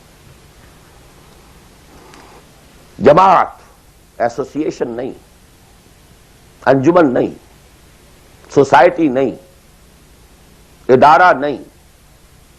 Institution is something else. Association is something else. Organization, party, Hizbullah, Hizbul Shaitan. Clear cut polarization. This polarization takes some time. وقت لگتا ہے۔ 10-15 سال میں جو خیر کا عنصر تھا پولرائز ہو کر حضور کی طرف آ گیا، جو شیطانی ایلیمنٹ تھا وہ دوسری طرف جمع ہو گئے۔ آئونائزیشن ہوئی ہے، پازیٹیو آئنز ایک طرف، نیگیٹو آئنز ایک طرف، جانے ہی جانے۔ It took time. لیکن یہ کہ اب آئیڈینٹیفائی ہو گئے، اولئک حزب الشیطان اولئک حزب اللہ۔ This is the party of شیطان، this is the party of اللہ۔ اور تیسری بات یہ اس جماعت کے ضمن میں، جماعت جو ہے جس میں کہ سمع و طاعت ہو، وہ جماعت ہے، listen and obey۔ اس سے کمتر جماعت نہیں ہے۔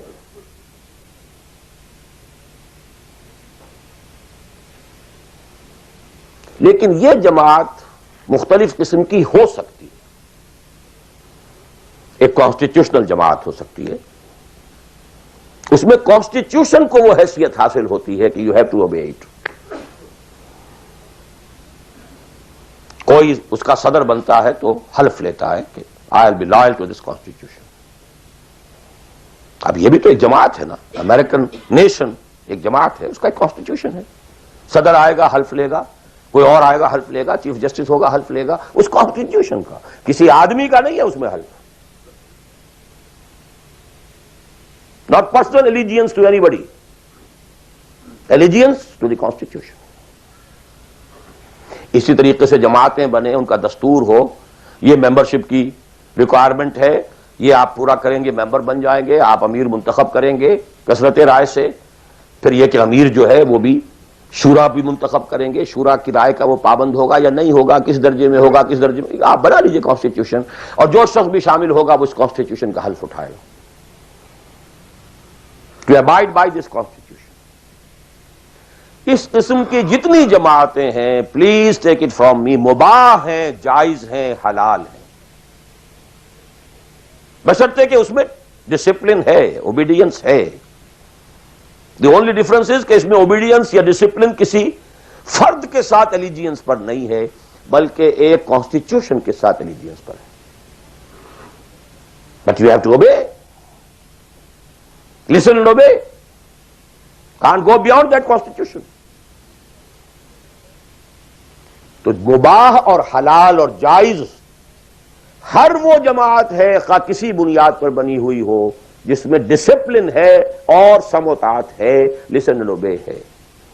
لیکن منسوس، مسنون، معصور، یہ تین الفاظ۔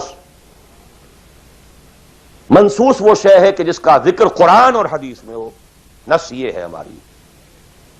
مسنون وہ شے ہے جس پر حضور نے عمل کیا ہو۔ معصور وہ شے ہے جس پر کہ آپ کے بعد بھی ہماری امت کے لوگوں نے عمل کیا ہے۔ صرف ایک طریقہ ہے اور وہ ہے پرسنل بیعت کا، شخصی بیعت، allegiance to a person. That is called بیعہ۔ ہمارے ہاں حضور نے لی تو بیعت لی، حالانکہ آپ نبی تھے، رسول تھے، آپ کی اطاعت تو کرنی ہی کرنی تھی، اس کا کوئی سوال ہی پیدا نہیں ہوتا، کسی اور ایڈیشنل فارمل کسی ایگریمنٹ کی کوئی ضرورت ہی نہیں۔ But he had to leave some uswa for the ummah. اگر یہ نہ ہوتا تو بعد میں والوں کے لیے، بعد میں تو کوئی نبی تو نہیں آنا، رسول تو نہیں آنا، اسوا کہاں سے آتا پھر؟ بايعنا رسول اللہ صلی اللہ علیہ وسلم على السمع والطاعة في العسر واليسر والمنشة والمكره وعلى عسرة علينا وعلى لا ننازل امر اهله وعلى نقول بالحق اينما كنا لا نخاف في الله لومة لائم. متفق علیہ، بخاری مسلم دونوں میں یہ حدیث موجود. عبادہ ابن صامت رضی اللہ تعالیٰ. سوچئے جب رسول مان لیا تو یہ ساری باتیں کہنے کی ضرورت کیا ہے؟ Sometimes I do wonder, brother, when you say Allahumma taqabbal minna ruku'ana wa sujudana wa what is it? Salatana, yakfi inshallah. Rabbana taqabbal minna innaka antas sami'ul alim. Everything. Why to go on counting them? اور کیا چیز؟ اللہ تعالیٰ تسبیح ہے، تحمید ہے، تکبیر بھی ہم کر رہے ہیں، تکبیرنا و تسبیحنا و تحمیدنا و رکوعنا و سجودنا و قنوتنا، everything. One thing, sufficient. ربنا تقبل منا انك انت السميع العليم وإذ يرفع ابراهيم القواعد من البيت واسماعيل ربنا تقبل منا انك انت السميع العليم. So actually, but here we find, اطاعہ حضور کے لیے ایک بات تھی، ماننا ہے، ہر حکم ماننا، لیکن یہ ساری شرطیں کیوں دی محمد نے صلی اللہ علیہ وسلم؟ It was not an oratory, یہ کوئی خطابت نہیں تھی، لفاظی نہیں تھی، یہ در حقیقت اس جماعت کے لیے ناگزیر شرائط ہے. سمع و طاعت فی العسر والیسر، سننا اور ماننا چاہے مشکل ہو چاہے آسانی ہو، والمنشط والمکرہ، چاہے طبیعت آمادہ ہو اور چاہے طبیعت پر جبر کرنا پڑے. کوئی معاملہ تھا، فیصلہ ہوا ہے جو آپ کی رائے کے خلاف ہوا ہے، لیکن فیصلہ ہے، امیر کا حکم ہے، اب آپ کو اپنی طبیعت پر جبر کرنا پڑے گا اسے ماننے کے لیے، ماننا ہوگا. اور اگر فیصلہ آپ کی رائے کے مطابق ہوا ہے تو آپ بڑے شرح صدر کے ساتھ اس پر عمل کریں. وَعَلَىٰ عَثَرَةٍ عَلَيَّ، چاہے آپ دوسروں کو مجھ پر ترجیح دے دیں، that is the main thing. جماعتوں کا بیڑا غرق تو ہوتا ہے اس چیز سے. آپ نے اس کو کیوں بنا دیا؟ میں پرانا آدمی، میں سینئر آدمی، آپ نے زید ابن حارثہ کو بنا دیا. یہ تو آزاد شدہ غلام ہے. بڑے بڑے جلیل القدر جو ہیں قریش کے سردار اس کے تحت جائیں گے. حضور کا چچا زاد بھائی ساتھ ہے. زید شہید ہوئے ہیں، جعفر طیار رضی اللہ تعالی عنہ، ابن ابی طالب، he was under him. پھر آخری لشکر میں آپ نے اسامہ کو بنا دیا، اور ستم بالا ہے ستم. ینگ مین، اس کی کمانڈ میں آپ دے رہے ہیں کبار صحابہ کو.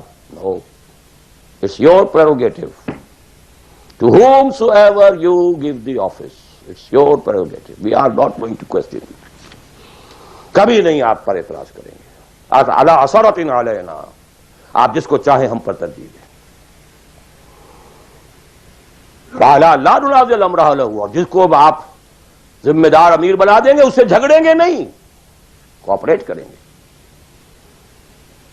وَعَلَىٰ أَن نَّقُولَ بِالْحَقِّ أَيْنَمَا كُنَّا لَا نَخَافُ فِي اللَّهِ لَوْمَةَ لَائِمٍ. البتہ جہاں بھی ہوں گے حق بات کہیں گے، جو اپنی رائے ہے وہ ضرور دیں گے، زبان اپنی بند نہیں کریں گے کہ خام خواہ کوئی مذاق اڑے گا میں نے یہ بات کہہ دی. نہیں، I won't withhold my opinion. وہ میں بیان کروں. Complete constitution of حزب اللہ ایک حدیث میں. بہرحال اب آخری بات کی طرف میں آ رہا ہوں. ذرا پھر گن لیجئے کہاں سے ہم چلے تھے. 100 بات کی ایک بات، ہاتھی کے پاؤں میں سب کے پاؤں، ایک لفظ عبادت پورا کر دو، نجات بھی ہے، فوز بھی ہے، فلاح بھی ہے، سب کچھ.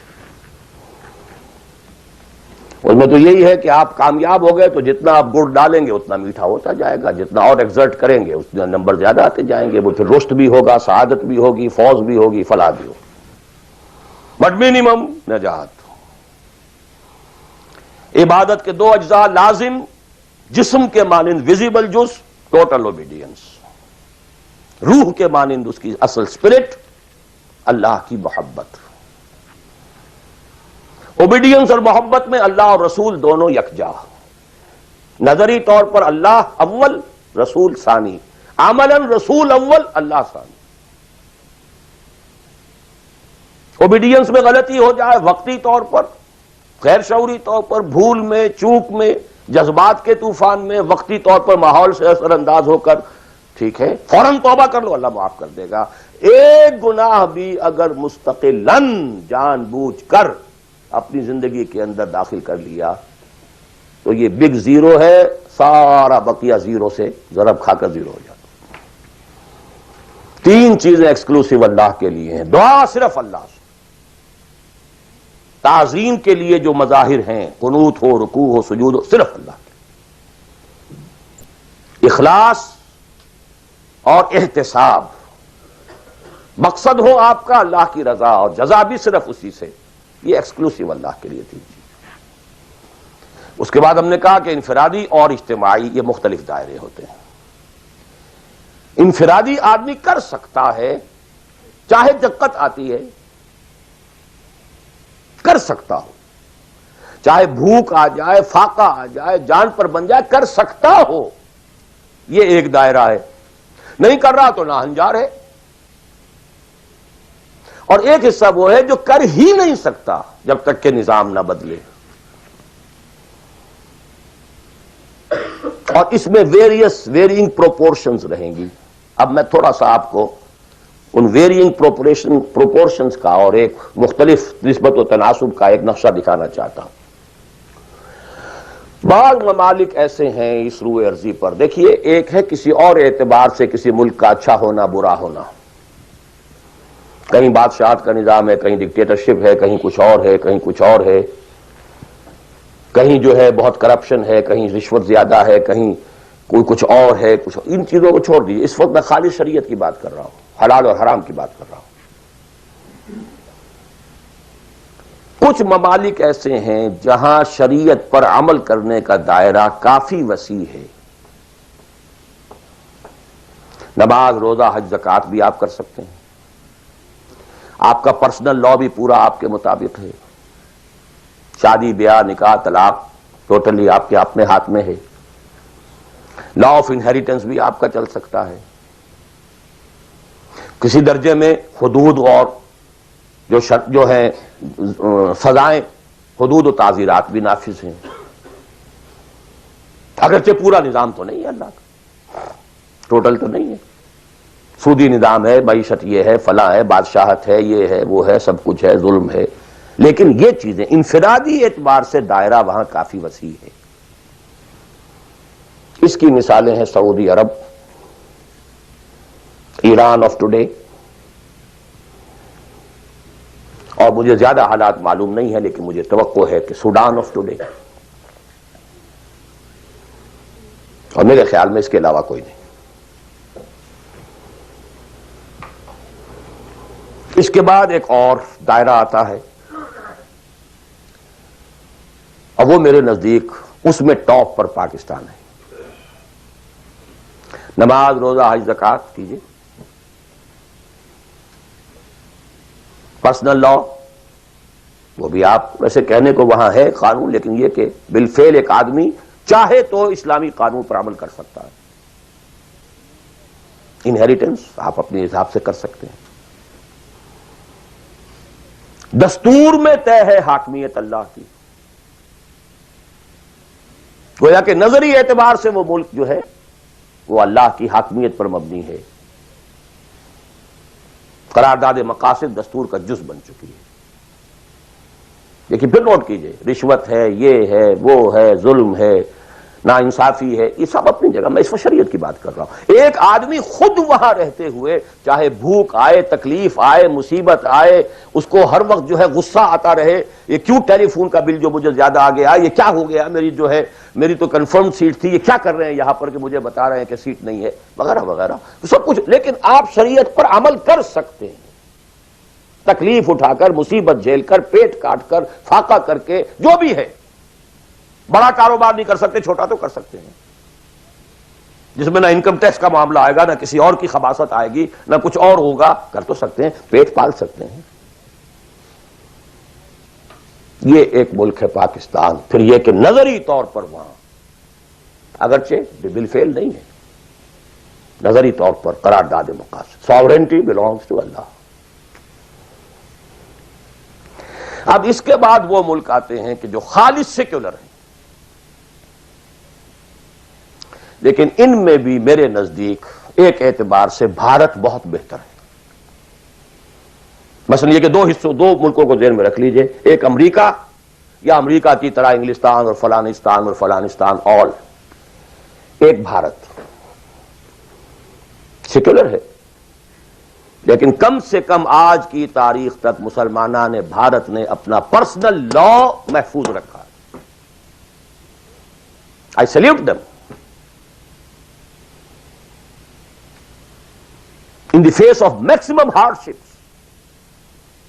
کٹر ہندو تلا ہوا ہے کہ یہ کامن سول کوڈ ہونا چاہیے۔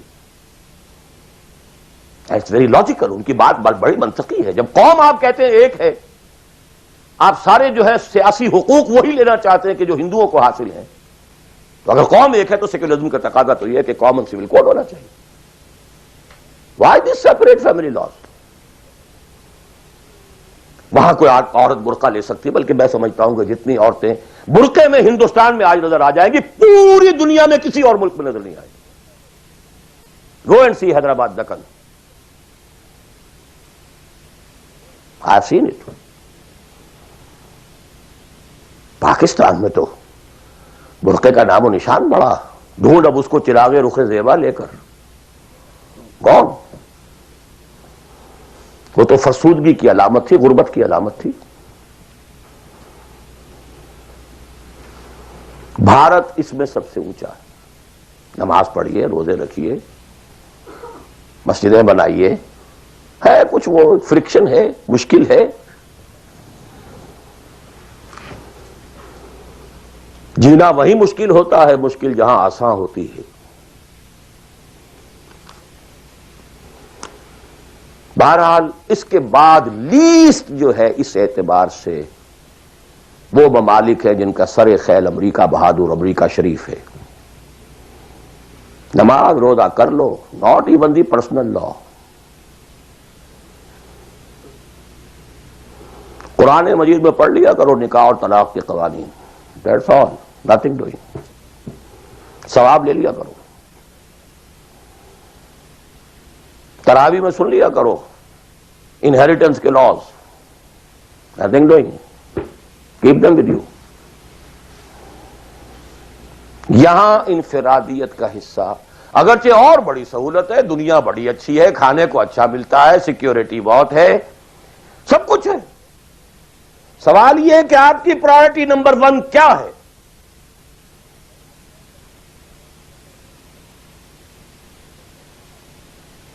تو بائی چوائس اگر کسی کا مسئلہ ہے تو میرے نزدیک وہ بڑا مخدوش ہے۔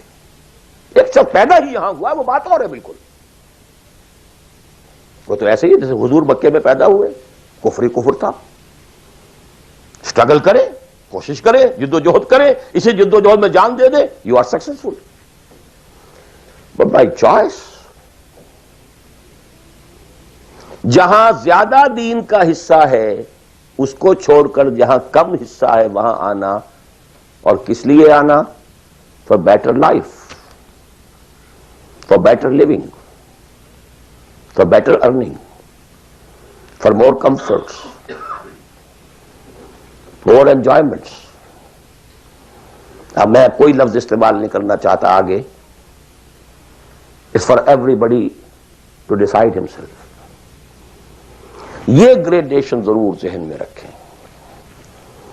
پاکستان میں بہت گند ہے، بہت خرابی ہے، رشوت ہے، جھوٹ ہے، لیگ پولنگ ہے، بیک بائٹنگ ہے، یہ ہے، وہ ہے، سود تو وہاں بھی ہے، یہ تو وہاں بھی، ٹھیک ہے، ایبسلیوٹلی کریکٹ۔ وہاں بھی معیشت سود کی ہے، معیشت تو ساری سود کی، سعودی عرب کی بھی ہے، سارے دینی ادارے چلتے ہیں وہاں پہ سود کے پیسوں پر۔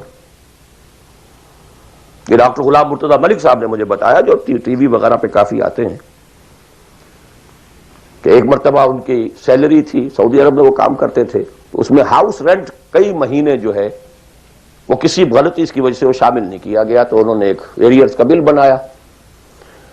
اب وہ بل گیا، اب وہ کئی مہینے ہو گئے، جا کے پوچھتے تھے تو جواب یہ دیتا تھا ما جعل قسط نہیں آئی ابھی۔ اب وہ کئی مہینے سننے کے بعد کہا واٹ از دس قسط؟ پتہ نہیں آپ کو شیخ؟ نہیں، اتنا روپیہ امریکن بینکس میں رکھا گیا ہے اس ادارے کے نام سے جس کے سود سے آپ کی تنخواہیں ملتی ہیں، وہ سود کی قسط آئی نہیں۔ جیسے دن سعودی عربیہ،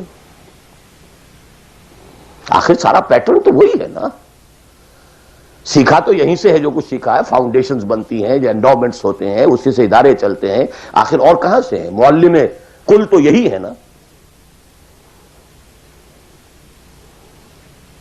یہ صورتحال، لیکن پھر بھی گریڈز کا فرق جو میں نے آپ کو کہا، وہاں ایک شخص جتنے حصے پر زندگی میں دین پر عمل کر سکے گا، کہیں اور اتنے حصے پر بھی نہیں کر سکتا۔ اس اعتبار سے فرق اور ہے۔ عبادت کے اس کانسیپٹ کو سامنے رکھیے، انفرادی، اجتماعی، ویئرنگ ڈگریز۔ اب ظاہر بات ہے، آخری پوائنٹ ہے میرا یہ، جتنی حالت خراب ہے اتنی ہی شدید محنت درکار ہوگی اور اتنا ہی زیادہ ثواب ملے گا۔ جہاں جتنی آسانی ہے اتنی ہی محنت کم ہے، اتنا ہی ثواب کم ہے۔ یہ آج رات کو جب ہم سورہ حدید پڑھیں گے تو اس میں بات آ جائے گی۔ لا يستوی منکم من انفق من قبل الفتح وقاتل اولئک اعظم درجۃ من الذین انفقوا من بعد وقاتلوا وکلا وعد اللہ الحسنی۔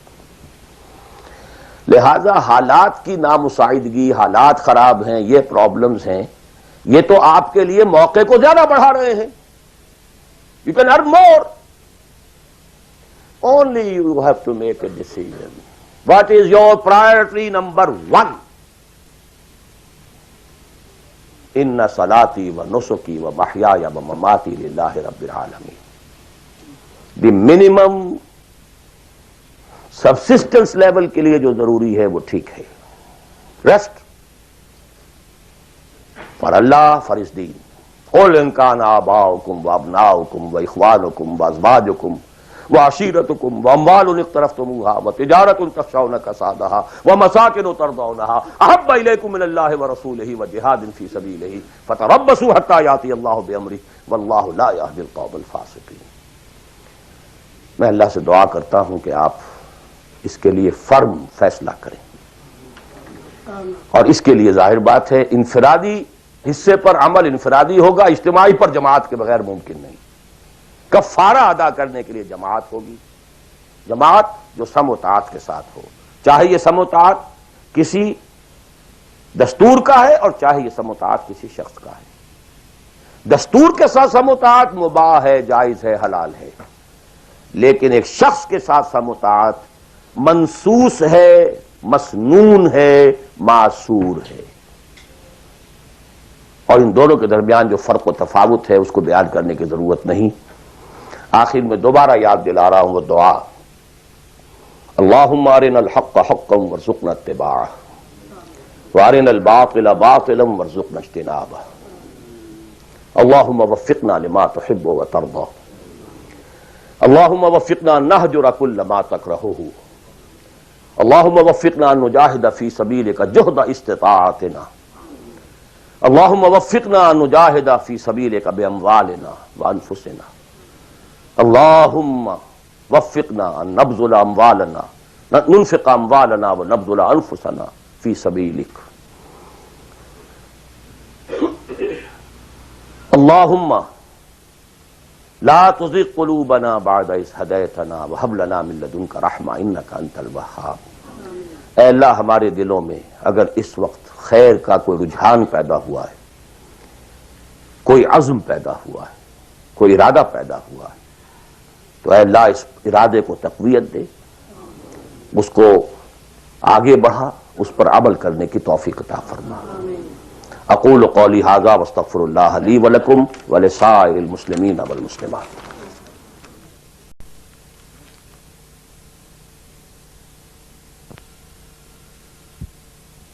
ڈائریکٹ ایک شے فی نفسہ ہی حرام ہے، نجس ہے.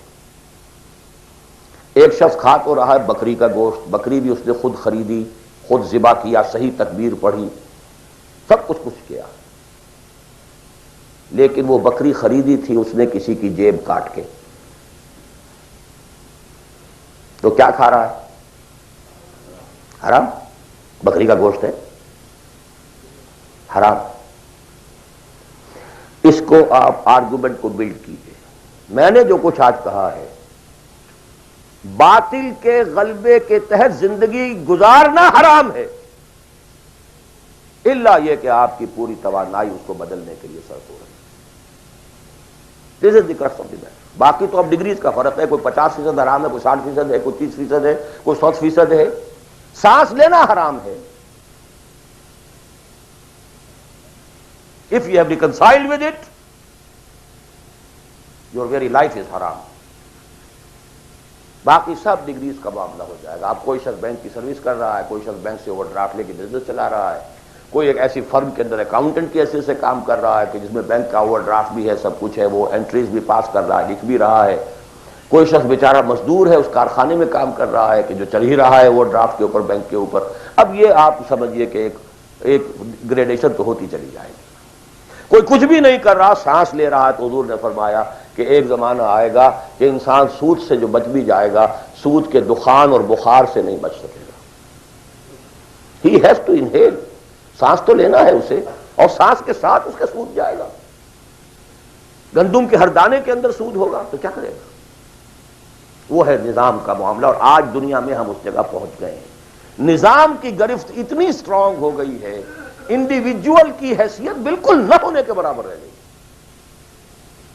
بہت کنٹریکٹ ہو گیا ہے، بہت محدود ہو گیا ہے انفرادی آزادی کا دائرہ. نظام. جی اور کوئی بات؟ جی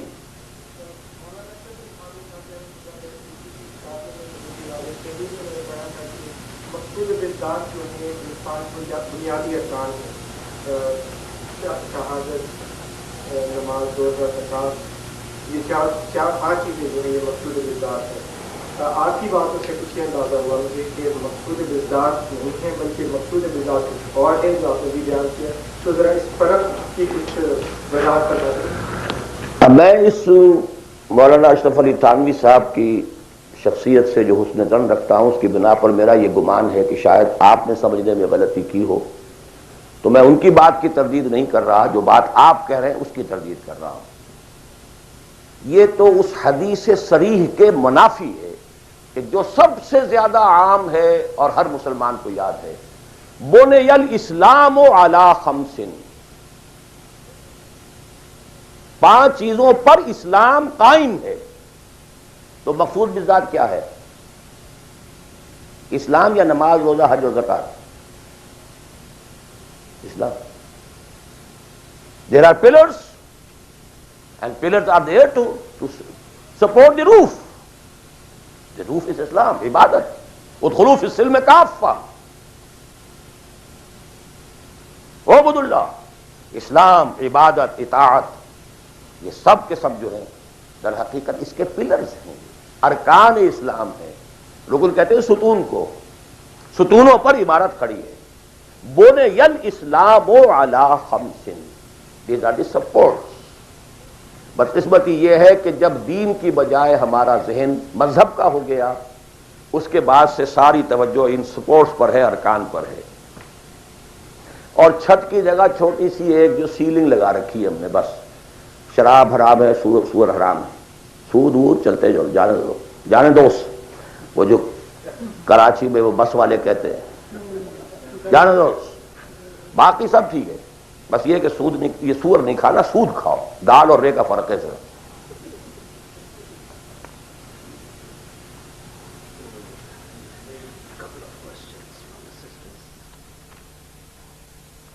تقریر تو میں نے اردو میں کی تھی، سوال انگریزی شریف میں آ رہے ہیں.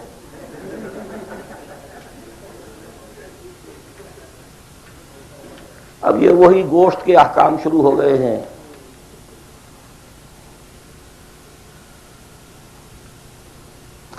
میں یہ سوالات آج نہیں لینا چاہتا. میں نہیں چاہتا کہ آپ لوگوں کا ذہن جو اصل تھیم ہے میری گفتگو کا اس سے ذرا ادھر ادھر ہٹے. جی آپ کی بہت سی تقریروں میں پہلے بھی میں نے سنا ہے کہ آپ نے پرفیر کیا ہے کہ یہاں کی بجائے آپ پاکستان میں جو اسلامی نظام کو برپا کرنے کے لیے پرفیر کرتے ہیں، لیکن بہت سے علماء کی دوسرے جو جن میں مولانا یوسف اصلاحی صاحب بھی اور دوسرے بھی ہیں وہ اس چیز کو کہتے ہیں کہ جو لوگ یہاں آگے ہیں یہ اللہ تعالیٰ کا ایک پروگرام تھا جس کے تحت اس نے ان کو یہاں پہنچایا ہے، اور ان کا یہ کام ہے کہ یہاں اس کام کو جتنا بھی ہو سکتا ہے آگے لے کے جائیں چلیں.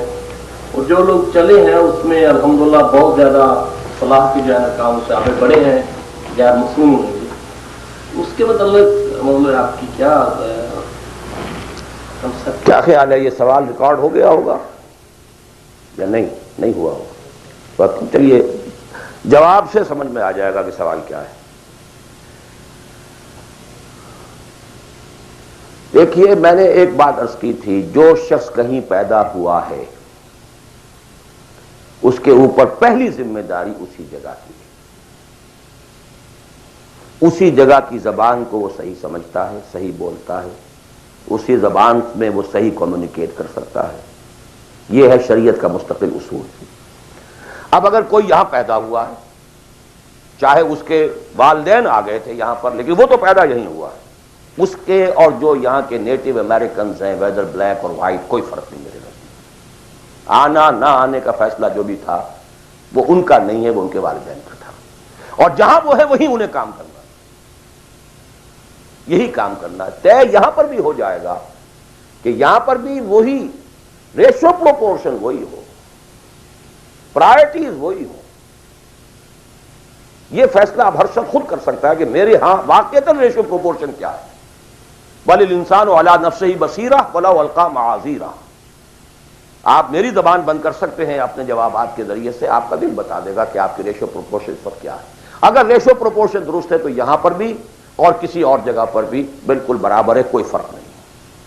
Absolutely do. البتہ ایک اور چیز یہ ہے کہ کہاں آپ دیکھتے ہیں کہ فرض کیجئے کسی شخص کی ریشو پروپورشن ٹھیک ہو گئی کہ مجھے جینا ہے مرنا ہے اسلام کے لیے. اب فیزیبلٹی رپورٹ دیکھتا ہے کہ میرے پاس جو ٹائم ہے، میرے پاس جو وقت ہے، میرے پاس جو صلاحیت ہے، اس کا بہترین میکسیمم آؤٹ پٹ کہاں ہو سکتا ہے. یہ بالکل دوسری بات ہے. For people belonging to Pakistan, the maximum benefit can be in Pakistan, not here. یہ بالکل دوسری بات ہے. آپ کے بھائی بند وہاں، آپ کے بیک گراؤنڈ کو جاننے والے وہاں، آپ کی اخلاقی جو ہے ذمہ داری وہاں کی آپ کی پیدائش ہے، وہاں کی آپ کی بنیادی تعلیم تھی، یہ اپنی جگہ پر ہے. اور دوسرے یہ کہ جو بھی ہمیں اطلاعات ملی ہیں حضور صلی اللہ علیہ وسلم سے، اس سے یہی نظر آتا ہے کہ اسی ریجن میں اسلام کا بول بالا ہوگا. لیکن ظاہر بات ہے یہ میں امریکن سے نہیں کہہ رہا ہوں، میں عربوں سے نہیں کہہ رہا ہوں، جو بلیک امریکنز ہو یا وائٹ امریکن ان سے نہیں کہہ رہا ہوں. تو یہاں کے کام کریں، کیا پتا اللہ تعالیٰ اس سرزمین کو پسند کر لیں. بہرحال جو یہاں آ گئے کسی وجہ سے آئے، اب اس کو بھی چھوڑ دیجیے، وہ ماضی کا ہے. ان کے لیے یا تو اگر تو طے کر لیں کہ اب حقیقت میں چاہے فاقہ آئے چاہے کچھ ہو ہمیں کام یہ کرنا ہے، تو پھر تو میں پاکستانیوں کے لیے تو پریفر کرتا ہوں، اسپیشلی دی فرسٹ جنریشن، وہ اپنی اگلی جنریشن یہاں سے بلوا دیں کام اور آئیں واپس. ان کے بھانجے بھتیجے اور بھائی اور سالے اور بہنوئی سارے وہاں رہتے ہیں، بہت کے ماں باپ بھی وہاں پر ہیں. And we have much at stake over there. The only country in the whole of the world which was founded in the name of Islam. Maulana Abul Kalam Azad تک کا کہنا یہ، حالانکہ وہ پاکستان کے بہت مخالف تھے، لیکن پاکستان بننے کے بعد انہوں نے کہا اب پاکستان کے ساتھ اسلام کی عزت وابستہ ہے. تکبیر، اللہ اکبر، تکبیر، اللہ اکبر. یہ ہے. اسی طرح مولانا مدنی رحمۃ اللہ علیہ نے فرمایا، حالانکہ پاکستان کے شدید مخالف تھے، ڈابھیل تشریف لائے ہوئے تھے وہ، وہاں کسی نے چھیڑ دیا انہیں، پارٹیشن کے کچھ عرصے کے بعد کی بات ہے. پاکستان کے بارے میں کیا خیال ہے، وہ سمجھ گئے کہ یہ کیا چاہتا ہے مجھ سے. انہوں نے کہا کہ بھائی مسجد کے تعمیر ہونے سے پہلے اختلاف ہو سکتا ہے کہ یہ جگہ صحیح ہے یا نہیں ہے، کیا سائز ہونا چاہیے، کیا بننا چاہیے۔ مسجد بننے کے بعد مسجد مسجد ہے، اس کی حفاظت ہر صاحب ایمان کا فرض ہے۔ ہمیں اختلاف تھا، پہلے تھا، یہ مولانا بدنی کہتے ہیں، اور یہ مولانا محمد مالک کاندھلوی، وہ بھی اب فوت ہو چکے، انہوں نے ہماری قرآن کانفرنس کے اندر یہ جب قول سنایا، میں چیخ پڑا، میں نے کہا مولانا کہاں آپ یہ چیزیں چھپا کر بیٹھے ہوئے ہیں؟ پاکستانی تو سب کے سب آج بھی گالیاں دیتے ہیں مولانا مدنی کو، آپ نے بتایا نہیں یہاں پر کہ مولانا مدنی کا تو یہ موقف تھا پاکستان بننے کے بعد، پہلے اختلاف تھا، ٹھیک ہے۔ بہرحال جہاں تک میرا معاملہ ہے، سمجھ لیجئے کہ میں اصولی اعتبار سے دنیا میں کہیں بھی یہ کام کوئی بھی ہو کرے، ٹھیک ہے، لیکن یہ کہ پرائرٹیز یہ ہو، اس کی شکل یہ ہو، یہ انگلی کٹا کے شہیدوں میں نام نہ لکھوایا جا رہا ہو، صرف تھوڑی سی کلچرل ایکٹیویٹی اور کچھ کمیونٹی ورک اور کچھ یہ اور کچھ وہ، کچھ سوشلائزیشن، اینڈ دس از دعویٰ۔ خدا کے لیے اس دھوکے سے اپنے آپ کو نکالنے، کریں اس ریشو پروپورشن کے ساتھ تو جہاں بھی چاہے کریں، لیکن یہ ہے کہ میرا اپنا ایک اندازہ ہے، اور وہ یہ ہے کہ چاہے اس کا امکان ہے کہ ہمیں سخت قسم کی کوئی بیٹنگ جو ہے ہندوؤں کے ہاتھوں اور پاکستان اور انڈیا کے ہاتھوں ہوئے، لیکن پھر بھی بالآخر اسلام کا بول بالا اسی خطہ زمین سے ہوگا۔ اقول قول ھذا واستغفر اللہ لی ولکم ولسائر المسلمین والمسلمات۔